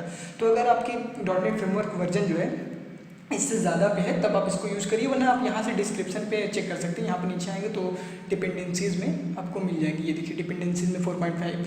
अगर हम इससे ज़्यादा पे आएंगे, लाइक कि इसको मैं ज़्यादा पे इस कोई और वर्जन ले रहा है, तो यहाँ पर देखो 4.5.1 जो कि वर्जन मेरा ग्रेट हो जाएगा, तो ये मुझे नहीं यूज़ करना है। इंस्टॉल पे क्लिक करेंगे, इंस्टॉल हो जाएगा। मैंने इंस्टॉल कर रखा है तो इसलिए अपडेट का ऑप्शन आ रहा है, तो मैं इसको हटा देता हूँ। ये चेक करने के लिए इंस्टॉल हुआ कि नहीं हुआ, एक पॉपअप आएगा तो उसको ओके करना पड़ेगा। ये चेक करने के लिए इंस्टॉल हुआ कि नहीं हुआ, रेफरेंसेस फॉर्म ओपन करेंगे, यहाँ पर देखेंगे डेपर पड़ा हुआ है। वर्जन चेक करने के लिए हम प्रॉपर्टी पे जाएंगे, यहाँ पर आएंगे और यहाँ पर इसका वर्जन पड़ा हुआ है, कौन सा वर्जन इंस्टॉल है वो भी हमको पता चल जाएगा।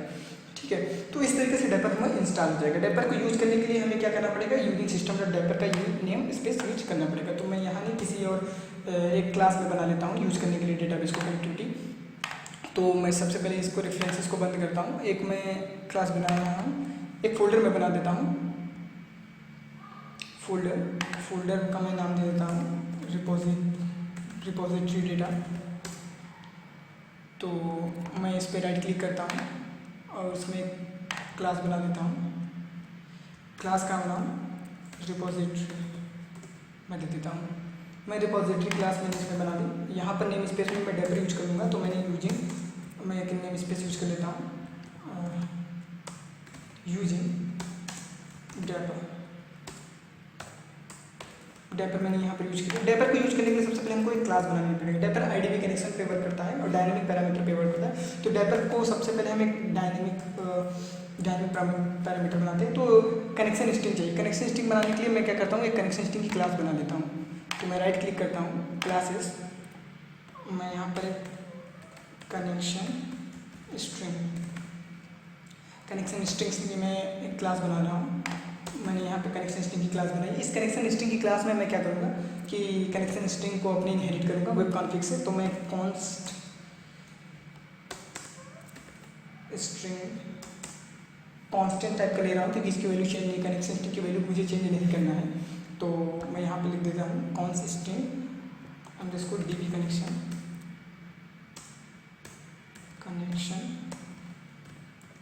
Equal to configuration manager use किया जाता है तब जब हम अपने वेब कॉन्फिग से इंटरेक्ट कर रहे हैं। तो मैं उसके लिए नेम स्पेस यूज कर लेता हूँ, using system dot configuration name space होता है वेब कॉन्फिग की सारी चीज़ों को एक्सेस करने के लिए। तो मैं यहाँ पे लिख देता हूँ configuration manager dot connection string of. यहाँ पर मुझे की बताना पड़ेगा किस नाम से बनाना है, तो मैं भी कॉन्स्ट्र नाम से बनाऊंगा। तो मैं वहाँ लिख देना डॉट कनेक्शन स्ट्रिंग। तो ओके, इसी स्ट्रिंग है तो डॉट टू स्ट्रिंग कर देते हैं, दोनों काम करता है। कनेक्शन स्ट्रिंग जो है ये इसको कनेक्शन पे जाता है, तो मैं डॉट टू स्ट्रिंग में इसको स्ट्रिंग में कन्वर्ट कर ले रहा हूँ। Configuration manager dot connection string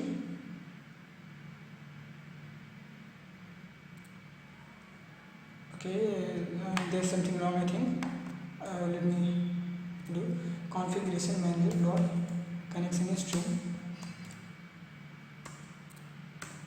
okay, यहाँ पर मुझे नेम डालना है तो मैं लिख देता हूँ constr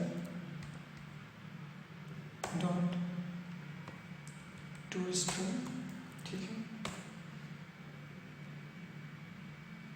एरर क्या आ रही है, connection string must be constant, provide access to configuration file current. Okay, यहाँ पे लगता है कॉन्स्ट कीवर्ड में यूज़ किया, इस वजह से एरर आ रही है। हाँ, कॉन्स्ट कीवर्ड की वजह से एरर आ रही थी। ठीक है, तो इसको मैं प्राइवेट बना देता हूँ। प्राइवेट मैं इसलिए बनाता हूँ कि इसको मैं डायरेक्टली बाहर नहीं यूज करूँगा। मैं एक मेथड बना देता हूँ पब्लिक मैं बना लेता हूँ पब्लिक स्ट्रिंग। यहाँ पर मैं एसक्यूएल कनेक्शन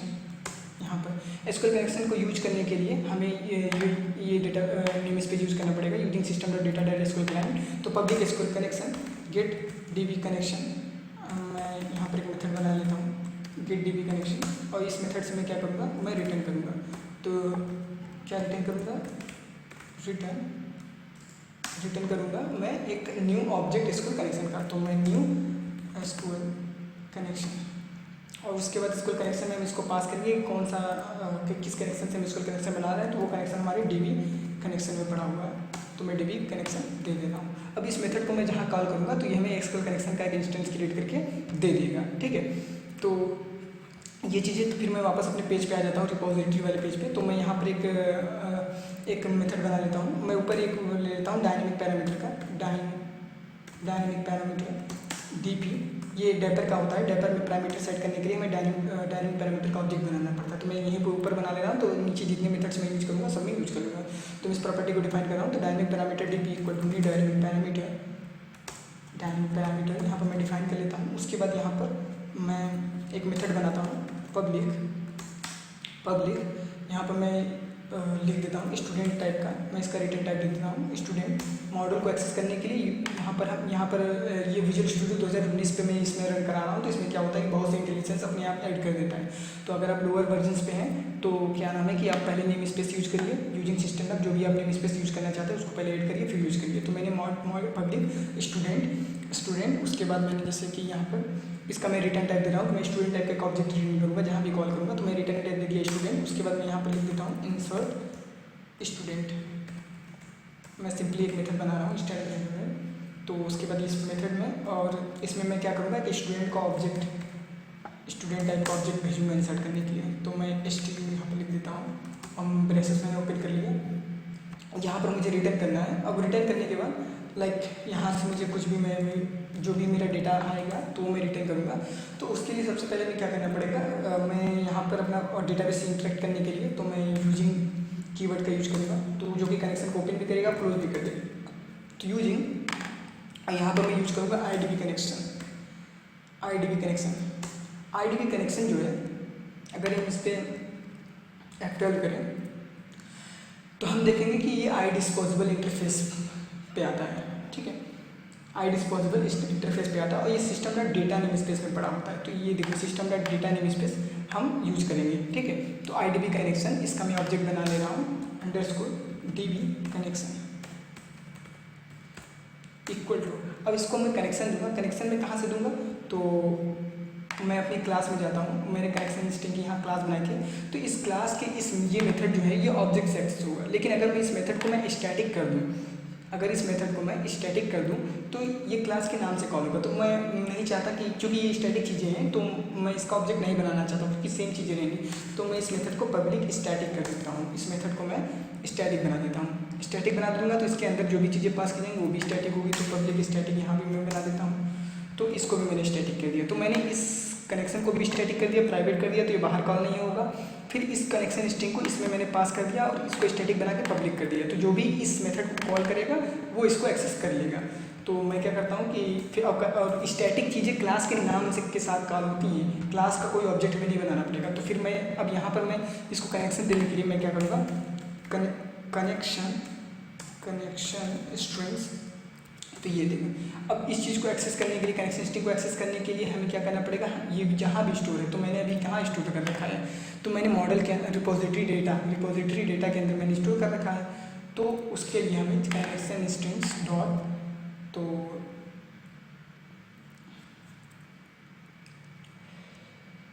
इसका नेम स्पेस में यूज करना पड़ेगा। तो ओके,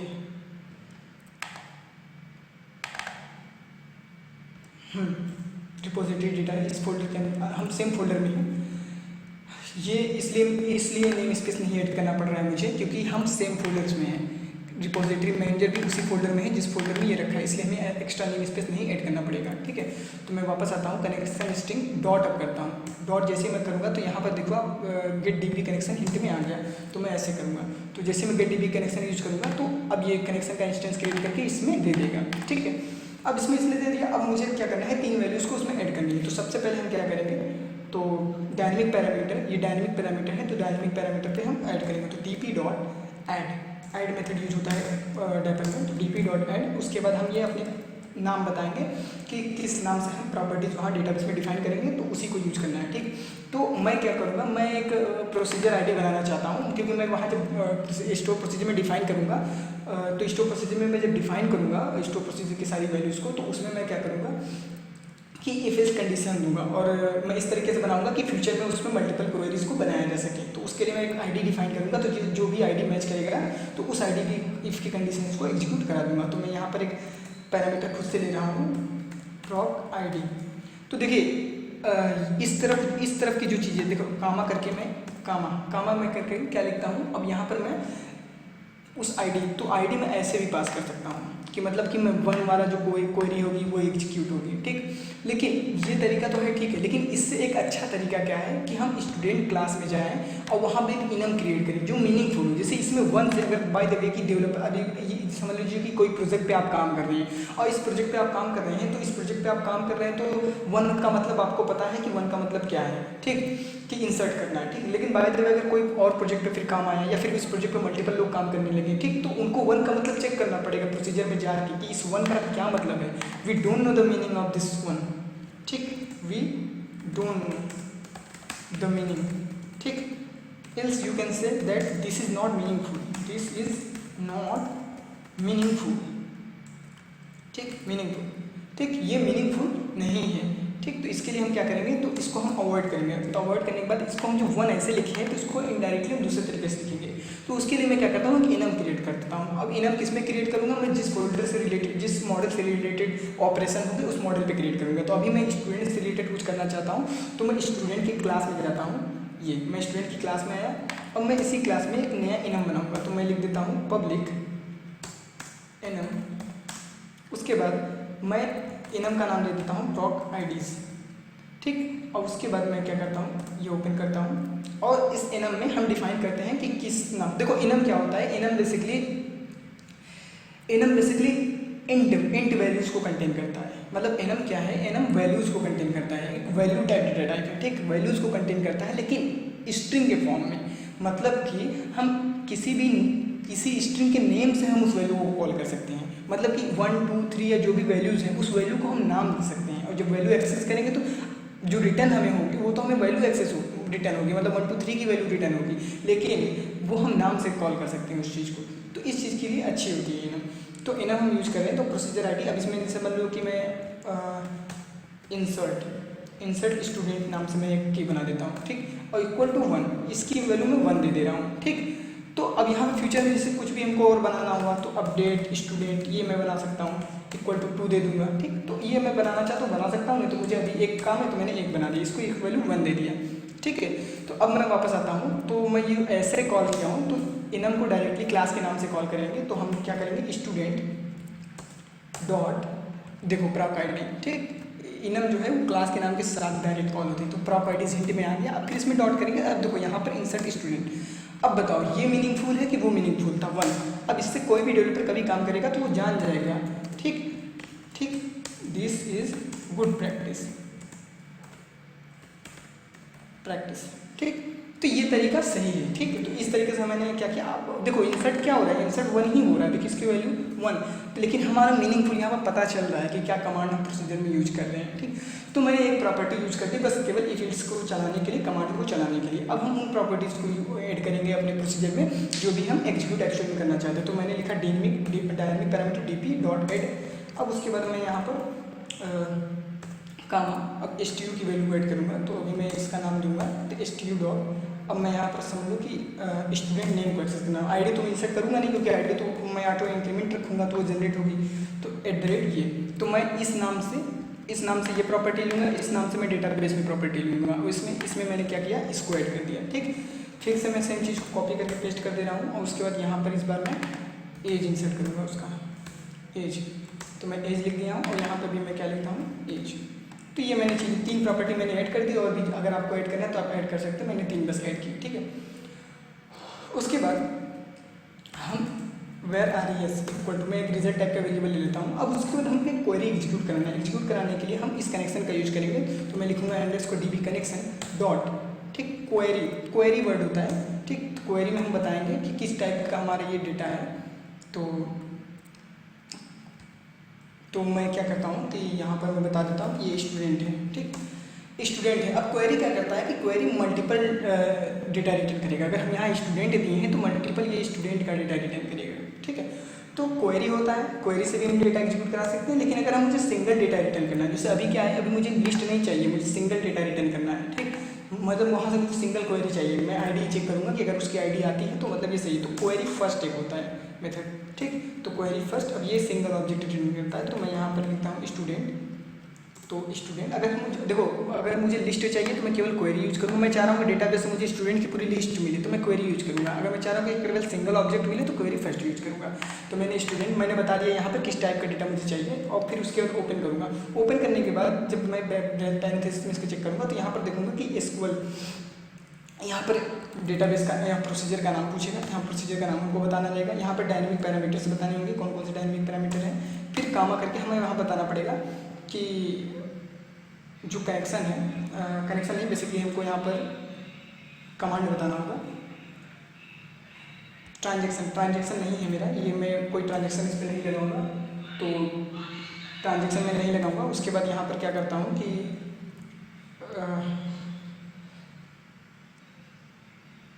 टाइम आउट भी नहीं है इसकी, कोई टाइम आउट नहीं लगाना मुझे। कमांड टाइप यहाँ पर मैं पास कर देता हूँ, कमांड टाइप जो है command type dot store procedure. मैं बता देता हूँ कि ये जो है कमांड जो है स्टोर प्रोसीजर का कमांड है, ठीक है। तो ये चीज़ है। अब यहाँ पर मैं क्या कर रहा हूँ, अब फिर मुझे क्या करना है, ये एक आरईएस रिटर्न करेगा स्टूडेंट टाइप का। अब मैं क्या करूँगा, इस आरईएस को रिटर्न करूँगा, मतलब रिजल्ट में जो भी इस वेरिएबल में जो भी वैल्यू आएगी तो उसको मैं क्या करूँगा, रिटर्न कर दूँगा। तो मैं इसके वैल्यूज़ को रिटर्न कर दे रहा हूँ, तो यहाँ पर इसकी वैल्यू रिटर्न होगी। अब यहाँ पर एरर चला गया तो इंसर्ट रजिस्ट्रेशन यहाँ भी मैं कॉल करूँगा तो वो हो जाएगा। तो मैं यहाँ ब्रेक पॉइंट लगा देता हूँ जिससे मुझे पता चले कि हो क्या रहा है, तो ये इसकी वैल्यूज़ को रिटर्न कर देगा। तो यहाँ पर प्रोसीजर का नाम भी मुझे बताना है। तो अब यहाँ की चीज़ों को हमने कंसर्ट कर लिया है, उनको अब जब इतना कर दिया तो मैं इसको कॉल भी कर देता हूँ। तो मैं क्या करूँगा कि एक फॉर्म भी बना लेता हूँ, कॉल भी करता हूँ। तो मैं वापस इंडेक्स पे आता हूँ और रजिस्ट्रेशन वाले पेज पे आता हूँ। तो ये रजिस्ट्रेशन का पेज है। तो यहाँ पर मैं ये सब सारी चीज़ें हटा के मैं क्या करता हूँ, एक सिंपली एक फॉर्म बना लेता हूँ ताकि मैं वैल्यू को पोस्ट कर दूँ। तो फॉर्म बनाने के लिए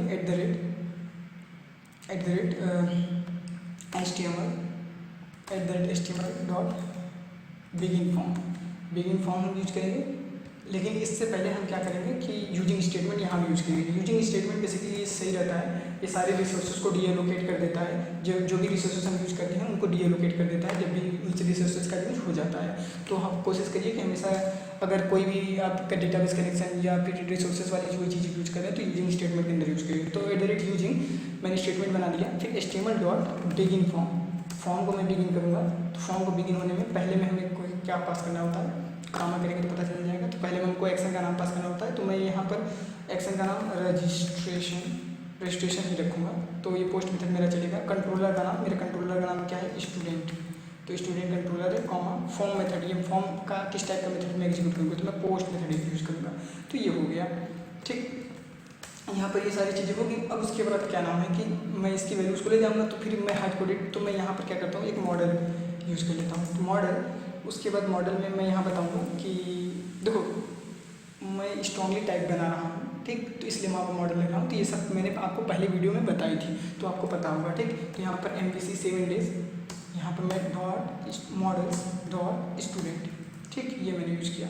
अब यहाँ पर मुझे एक टेक्स्ट बॉक्स बनाना है। तो मैं सिंपली क्या करता हूँ कि एक टेबल ये बना लेता हूँ। तो मैं बनाता हूँ टेबल, ठीक। इसका विथ दे देता हूँ, विथ कॉलम 200 px। सिंपली एक बना रहा हूँ टेबल। उसके बाद यहाँ पर एक TR बनाता हूँ और TR 2 TD नेम और वैल्यू के लिए। तो ये TD हो गया और एक और TD में बना लेता हूँ। तो यहाँ पर मैं लिख देता हूँ स्टूडेंट नेम, ठीक। और यहाँ पर @HTML dot text box for का यूज करेंगे। इसके बारे में हम डिस्कस कर चुके हैं, हमने बताया है। तो टेक्स्ट बॉक्स फॉर, यहाँ पर एक अलियास बनाएंगे। अलियास यहाँ पर बना सकते हैं, कोई भी वेरिएबल ले सकते हैं। तो M goes to M dot, यहाँ पर मैं स्टूडेंट नेम डालूंगा कि स्टूडेंट नेम को रिफर करेगा। तो ये मैंने बता दिया। और उसके बाद इस TR को मैं रिपीट कर देता हूँ अगले लाइन के लिए। तो मैं TR रिपीट किया और यहाँ पर स्टूडेंट एज में लिख देता हूँ, यहाँ पर एज। और यहाँ पर मैं फिर एज को रिफर कर दूँगा, तो एम डॉट एज, यहाँ एज वेरीफाई हो गया। उसके बाद फिर क्या है, फिर मैं एक टी आर बनाऊँगा एक सबमिट बटन के लिए। तो टी आर बनाता हूँ और टी डी बनाऊँगा, और टी डी में कॉल स्पेन कर देता हूँ 2 को, और उसके बाद मैं यहाँ पर आता हूँ और एक बटन ले लेता हूँ सबमिट टाइप का, बटन टाइप सबमिट, और मैं बटन पे लिख देता हूँ सबमिट। ठीक है, तो ये सिंपल एक फॉर्म बना लिया है मैंने। ठीक, तो इसकी वैल्यू जैसे ही सबमिट होगी तो इसके लिए मुझे पोस्ट मेथड बनाना पड़ेगा इसका, क्योंकि गेट मेथड अभी हमने बनाया है, इसका कोई पोस्ट मेथड बनाया है। तो गो टू कंट्रोलर पे जाएंगे, अभी इसका गेट मेथड बना है, वो भी ये सब चीज़ें हमने यूज की थी, तो ये सब मैं हटा दे रहा हूँ कि अब इसका काम नहीं है, ये चीज़ें हमने समझ ली है। अब उसके बाद पोस्ट मेथड, देखो मैंने बताया था कि कोई भी वैल्यू अगर डिफाइन नहीं है एट्रीब्यूट तो वो गेट मेथड होता है। अगर हम एट्रीब्यूट डिफाइन करेंगे तो वो HTTP पोस्ट मेथड हो जाएगा, अगर पोस्ट डिफाइन कर रहे हैं तब। ठीक, वरना कोई भी जो भी हम बनाना चाहते हैं। ठीक, तो मैं यहाँ पर फिर पब्लिक एक्शन रिजल्ट, तो एक्शन रिजल्ट, उसके बाद मेथड का नाम रजिस्ट्रेशन, और यहाँ पर ये। अब इसमें हम कौन सा मेथड किस टाइप का डेटा ला रहे हैं, हम स्टूडेंट टाइप का ला रहे हैं। तो मैं स्टूडेंट टाइप का एक ऑब्जेक्ट लेता हूँ STU। तो ये चीज़ें हमने ले ली हैं। अब उसके बाद क्या है कि यहाँ पर हम उस मेथड को कॉल करेंगे, किस मेथड को,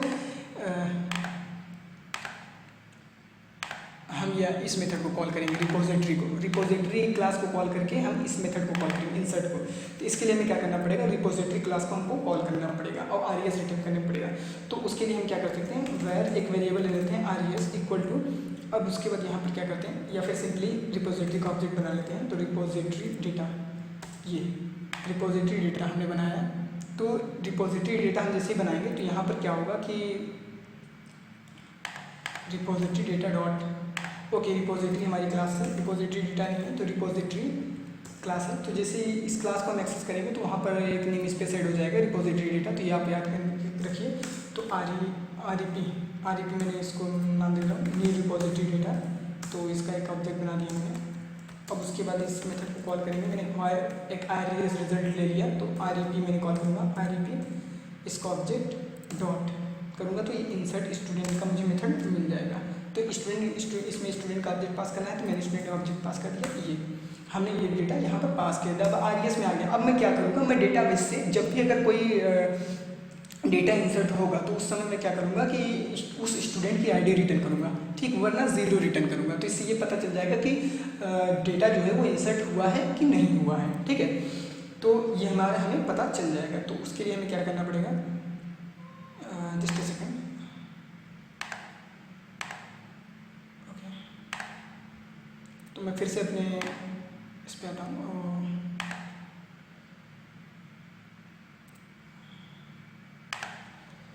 तो यहाँ पर मैं आता हूँ।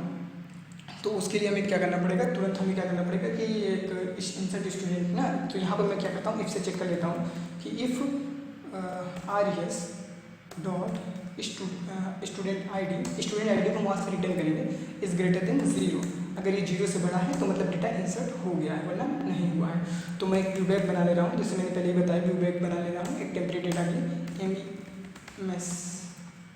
MSG लिख देता हूँ, ठीक, इक्वल टू डेटा इंसर्टेड, ठीक, एल्स में लिख देता हूँ डेटा नॉट इंसर्टेड। ठीक है, तो फिर से इसी व्यू बैग को लेता हूँ और मैं यहाँ पर डिफाइन कर देता हूँ कि डेटा नॉट इंसर्टेड। तो जब भी इंसर्ट अनइंसर्ट होगा तो हमें पता चल जाएगा।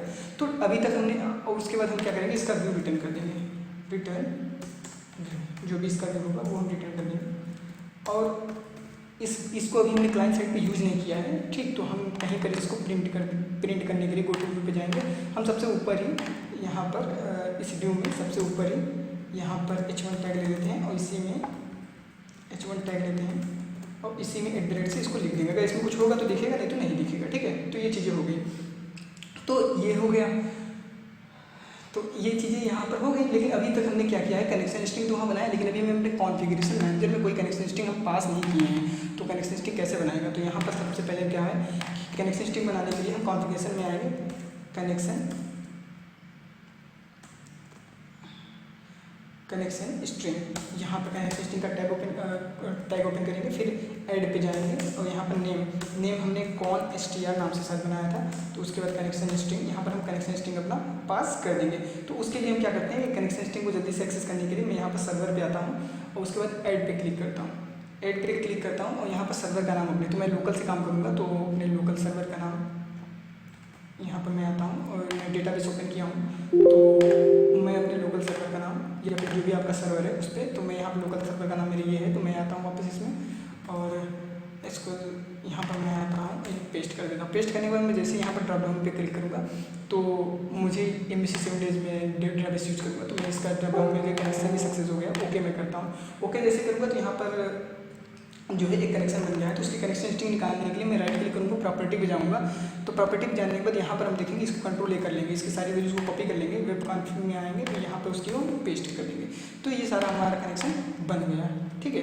तो डेटाबेस हमारा सारा बन गया। अब हमारा डेटाबेस और यहाँ का काम पूरा तैयार है, ठीक है। तो अब हम क्या करते हैं, यहाँ पर भी एक ब्रेक पॉइंट लगा देते हैं ताकि वैल्यू को चेक करने के लिए। अब हम वापस आते हैं डेटाबेस पे अपने।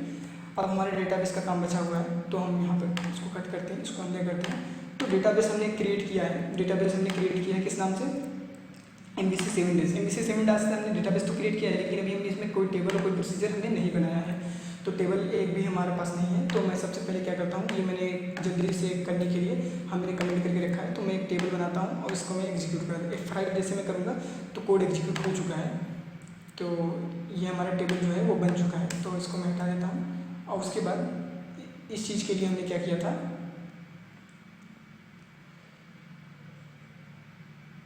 इसको मैं थोड़ा नीचे कर देता हूँ और उसके बाद प्रोसीजर भी बनाना है, तो प्रोसीजर को भी मैं कमेंट करता हूँ। और उसके बाद मैंने जैसे बताया कि मैं प्रॉक आईडी लिया हूँ, ठीक, तो प्रॉक आईडी मैंने लिया था। तो यहाँ पर जो भी पैरामीटर्स लेंगे, ठीक, यहाँ पे जो भी पैरामीटर्स लेंगे, मैं थोड़ा बड़ा कर देता हूँ उसको।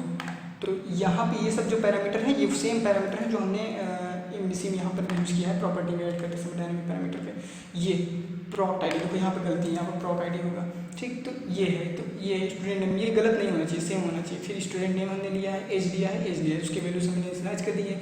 अब यहाँ पर प्रॉक आईडी को हमने चेक किया है 1, तो प्रॉक आईडी यहाँ पर हमने इसमें 1 रखा है, ठीक। देखो होवर करेंगे तो इसकी वैल्यू बता रहा है 1, तो यहाँ पर 1 है। फिर ये इंसर्ट करेगा, इंसर्ट इनटू ये कोड यहाँ पर चलाएगा, ये एग्जीक्यूट हो जाएगा, ठीक। तो मैं एक बार एग्जीक्यूट करता हूँ, ये कमांड मेरा क्रिएट हो चुका है, क्रिएट हो चुका है। तो मैं अब क्या करता हूँ कि इसको अब यहाँ पे चूँकि क्रिएट हो चुका है तो अब मैं मॉडिफाई करूँगा, तो अल्टर लिखना पड़ेगा।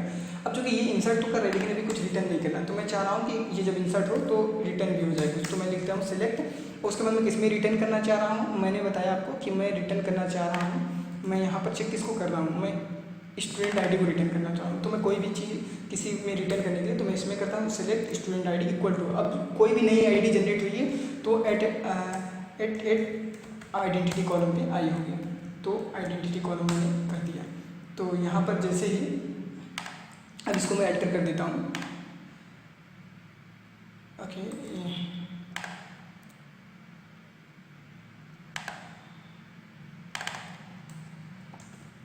आइडेंटिटी ही तो यूज, तो मैं यहाँ पे यूज़ करता हूँ, अभी मैं एग्जीक्यूट कराता हूँ, अगर कोई दिक्कत होगी तो एरर आएगा, तो रन कराता हूँ। जैसे मैंने अल्टर किया तो अल्टर हो गया, तो ये आइडेंटिटी जो है वो इसमें इसमें सिलेक्ट होगा और वो गेट हो जाएगा, वरना कोई भी आइडेंटिटी नहीं आएगी, ठीक है। तो ये हमने चेक कर लिया। अब उसके बाद हमें क्या करना है, हमें रन कराना है और देखना है कि हम क्या एग्जीक्यूट हो रहा है हमारा कोड। तो हम रन कराते हैं और सबसे पहले देखते हैं कि हमारा कोड एग्जीक्यूट हो रहा है कि नहीं हो रहा है।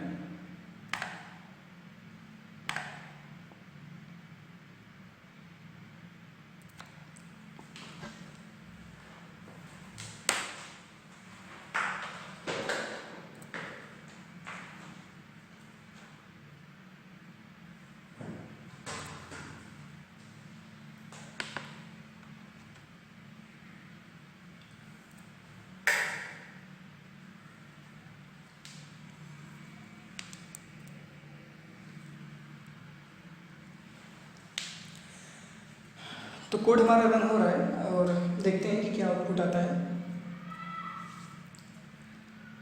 तो हमारा पेज का नाम जो है वो स्टूडेंट इंडेक्स नहीं, बेसिकली रजिस्ट्रेशन है, तो रजिस्ट्रेशन पे आते हैं।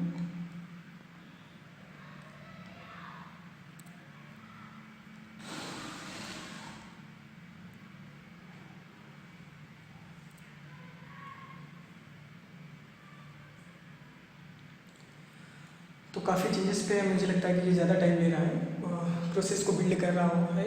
चलो हमारा कोड एग्जीक्यूट हो चुका है, देखते हैं फिर। अब चूँकि मैंने इसमें व्यू बैग लगा रखा है तो कुछ नहीं आया है, क्योंकि जाहिर सी बात है उसमें कुछ कोई वैल्यूज़ नहीं है।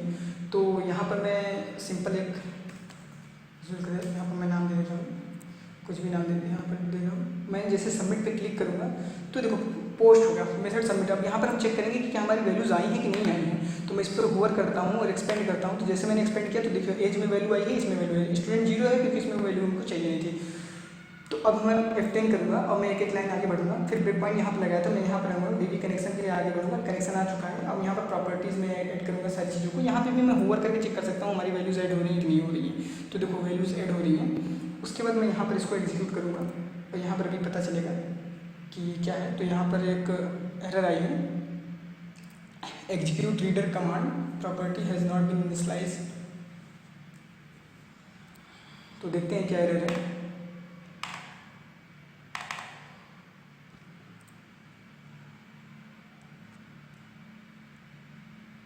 ओके ओके ओके, यहाँ पर हमने ये तो बताया ही नहीं कि किस प्रोसीजर से ये एग्जीक्यूट होगा। तो वापस आते हैं हम अपने प्रोसीजर पे और हम देखेंगे हमारे प्रोसीजर का नाम क्या है। तो मेरे प्रोसीजर का नाम ये है DBO। तो ये हम आते हैं यहाँ पे और उसके बाद हम यहाँ पर आते हैं और यहाँ पर अपने प्रोसीजर का नाम बताते हैं कि कौन सा प्रोसीजर से एग्जीक्यूट करना है। फिर रजिस्ट्रेशन पेज पे आते हैं और रन कराते हैं इसको।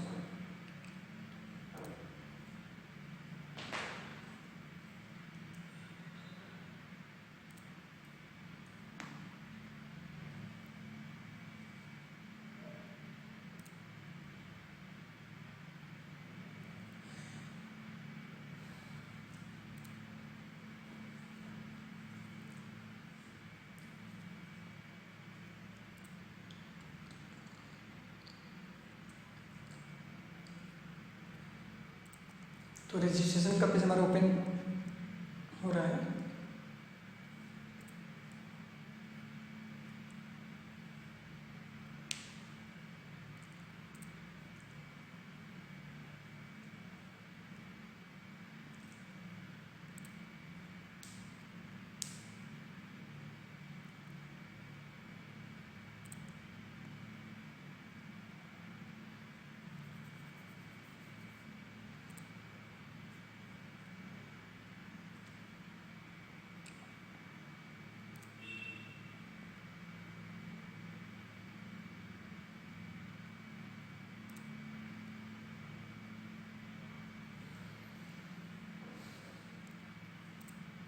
It's taking quite a bit time.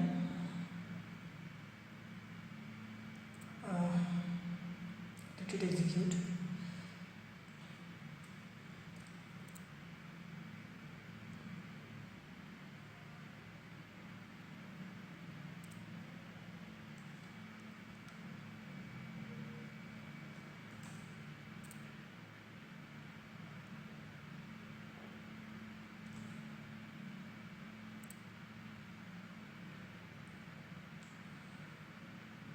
Normal time से ज़्यादा टाइम ले रहा है एग्जीक्यूट होने में।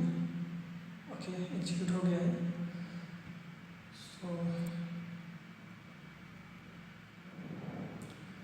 यहाँ पर मैं नाम डाल देता हूँ, एज डाल देता हूँ, सबमिट पे मैं क्लिक करता हूँ। तो जैसे मैंने सबमिट पे क्लिक किया है हमारा पोस्ट मेथड एग्जीक्यूट हुआ है। F10 हम करते हैं और उसके बाद आगे बढ़ते हैं F10 करके। तो देखते हैं कि किस तरीके से वर्क कर रहा है। तो पैरामीटर्स हमने ऐड किए, फिर F10 करते हैं, फिर F10।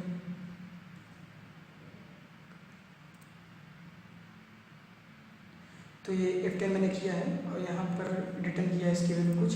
अब देखते हैं यहाँ पर वैल्यू क्या है। तो ये देखिए इसकी आईडी जनरेट हुई है। तो यहाँ हम होवर करेंगे तो देखेंगे स्टूडेंट की आईडी 1 आ गई है। तो इसका मतलब क्या है, इसका मतलब ये है कि एक डेटा इंसर्ट हुआ है, उसकी आइडेंटिटी वैल्यू लगती है, उसकी आइडेंटिटी वैल्यू कुछ जनरेट हुई, डेटा इंसर्टेड आ गया है। तो इस तरीके से हम क्या कर सकते हैं कि इंसर्ट कर सकते हैं डेटा को, ठीक है। और मैं अगर सारे ब्रेक पॉइंट्स को हटा देता हूँ, यहाँ से बिल्ड पे जाऊँगा, बिल्ड पे और डिबग में मिलेगा I think delete all break points, control shift F9। Yes, सारे ब्रेक पॉइंट्स डिलीट हो चुके हैं। अगर मैं रिफ्रेश करूँ इसको तो रिफ्रेश हो गया है। कोई भी डेटा यहाँ पे मैं इंसर्ट करता हूँ तो कोई भी वैल्यू में इंसर्ट करता हूँ, सबमिट पे मैं क्लिक करता हूँ तो डेटा इंसर्टेड। अब मैं अपने डेटाबेस में चेक कर लेता हूँ कि क्या हमारा डेटा पहुँच रहा है कि नहीं पहुँच रहा है। तो मैं इस टेबल में हूँ, टेबल का नाम ये था स्टूडेंट। मैं कंट्रोल एन करता हूँ और कंट्रोल एन करने के बाद एक न्यू क्वेरी विंडो खुलेगी। न्यू क्वेरी विंडो पे हम सेलेक्ट करना है हमको, तो सेलेक्ट स्टिक फ्रॉम स्टूडेंट, ठीक, स्टूडेंट्स हम सेलेक्ट करेंगे और F5 हम प्रेस करेंगे। तो F5 जैसे हम प्रेस करेंगे तो हमारा डेटा इंसर्ट हो चुका है सक्सेसफुली। तो इस तरीके से हम डैपर वायरिंग का यूज कर सकते हैं और डेटा को भी ला भी सकते हैं। मल्टीपल डेटा को हमको लाना है तो भी हम मल्टीपल डेटा ला सकते हैं। तो इससे हमारी मेहनत कम लगती है, बार बार में लेयर्स नहीं बनाने पड़ते, बस हम कनेक्शन का यूज करेंगे और तुरंत हम सारी चीज़ों को एग्जीक्यूट कर देंगे। डायनेमिक पैरामीटर यहाँ पर है, अगर कोई और मेथड बनाना है तो इसी को हम कॉपी करेंगे, नीचे बनाएंगे, इसके सारे प्रॉपर्टीज को ऐड करके रिटर्न कर देंगे। डायनेमिक पैरामीटर से ये फ़ायदा है डैपर से कि ये आपको उसी में रिटर्न करेगा जिस जो भी ऑब्जेक्ट होगा। तो मैंने वहाँ पर एक इनिशियलाइज कर दिया था डेटाबेस में। यहाँ पर अगर हम देखेंगे तो यहाँ पर मैंने ये स्टूडेंट आईडी रखी थी कि आइडेंटिटी स्टूडेंट आईडी में आ जाए और एक सिलेक्ट स्टेटमेंट चल जाए, सिंगल स्टेटमेंट चल जाए। तो इस तरीके से हम ये सारी उसमें रिटर्न हुई वैल्यू, हम वैल्यू को चेक कर सकें। तो इस तरीके से हम चीज़ों को इनिशियलाइज कर सकते हैं, सारी चीज़ों को जान सकते हैं। तो वापस हम अपने टर्मिनल पेज पे आ जाते हैं और यहाँ पर देखते हैं कि हमने इतने सारे ऑपरेशंस परफॉर्म किए। ठीक, हमने देखा कि स्टोर प्रोसीजर कैसे बनाया जाएगा। तो चूँकि मैंने लिख के नहीं बताया कि इतना टाइम बचाने के लिए, क्योंकि बाय द वे लंबा हो ही रहा था। तो इस तरीके से तो आज के ट्यूटोरियल में हमने सीखा कि व्यू डेटा कैसे यूज कर सकते हैं, व्यू बैक कैसे यूज कर सकते हैं, टेम्प डेटा कैसे यूज कर सकते हैं, सेशन कैसे यूज कर सकते हैं। इन सब में डिफरेंसेस क्या है, मेनली हम डिफरेंस देखें कि व्यू डेटा व्यू बैक में एक्चुअल क्या डिफरेंसेस हैं और मेन कहाँ हम इसको यूज कर सकते हैं। उसके बाद हमने देखा कि डैपर वायरिंग टूल्स को कैसे इंस्टॉल किया जाएगा। डैपर वायरिंग टूल बहुत अच्छी टूल होती है। उसके बाद हम डेटा को कैसे इंसर्ट कर सकते हैं डैपर वायरिंग टूल की मदद से। ठीक, स्टोर प्रोसीजर को कैसे यूज कर सकते हैं। ठीक, स्टोर प्रोसीजर हमने बनाया, एक टेबल बनाया, स्टोर प्रोसीजर डिफाइन किया, उसमें इफ से कंडीशन हमने दी ताकि मल्टीपल क्वेरीज हम एग्जीक्यूट कर सकें। ठीक, आगे आने वाले टाइम में हम CRUD ऑपरेशंस करेंगे। अभी हमने केवल इंसर्ट किया है, तो बाकी जो पार्ट्स बचे हैं वो भी आने वाले टूल्स में हम करेंगे। मतलब कि मान के चलिए डे 7 जो लास्ट डे होगा उस दिन हम ये सारे ऑपरेशन परफॉर्म करेंगे।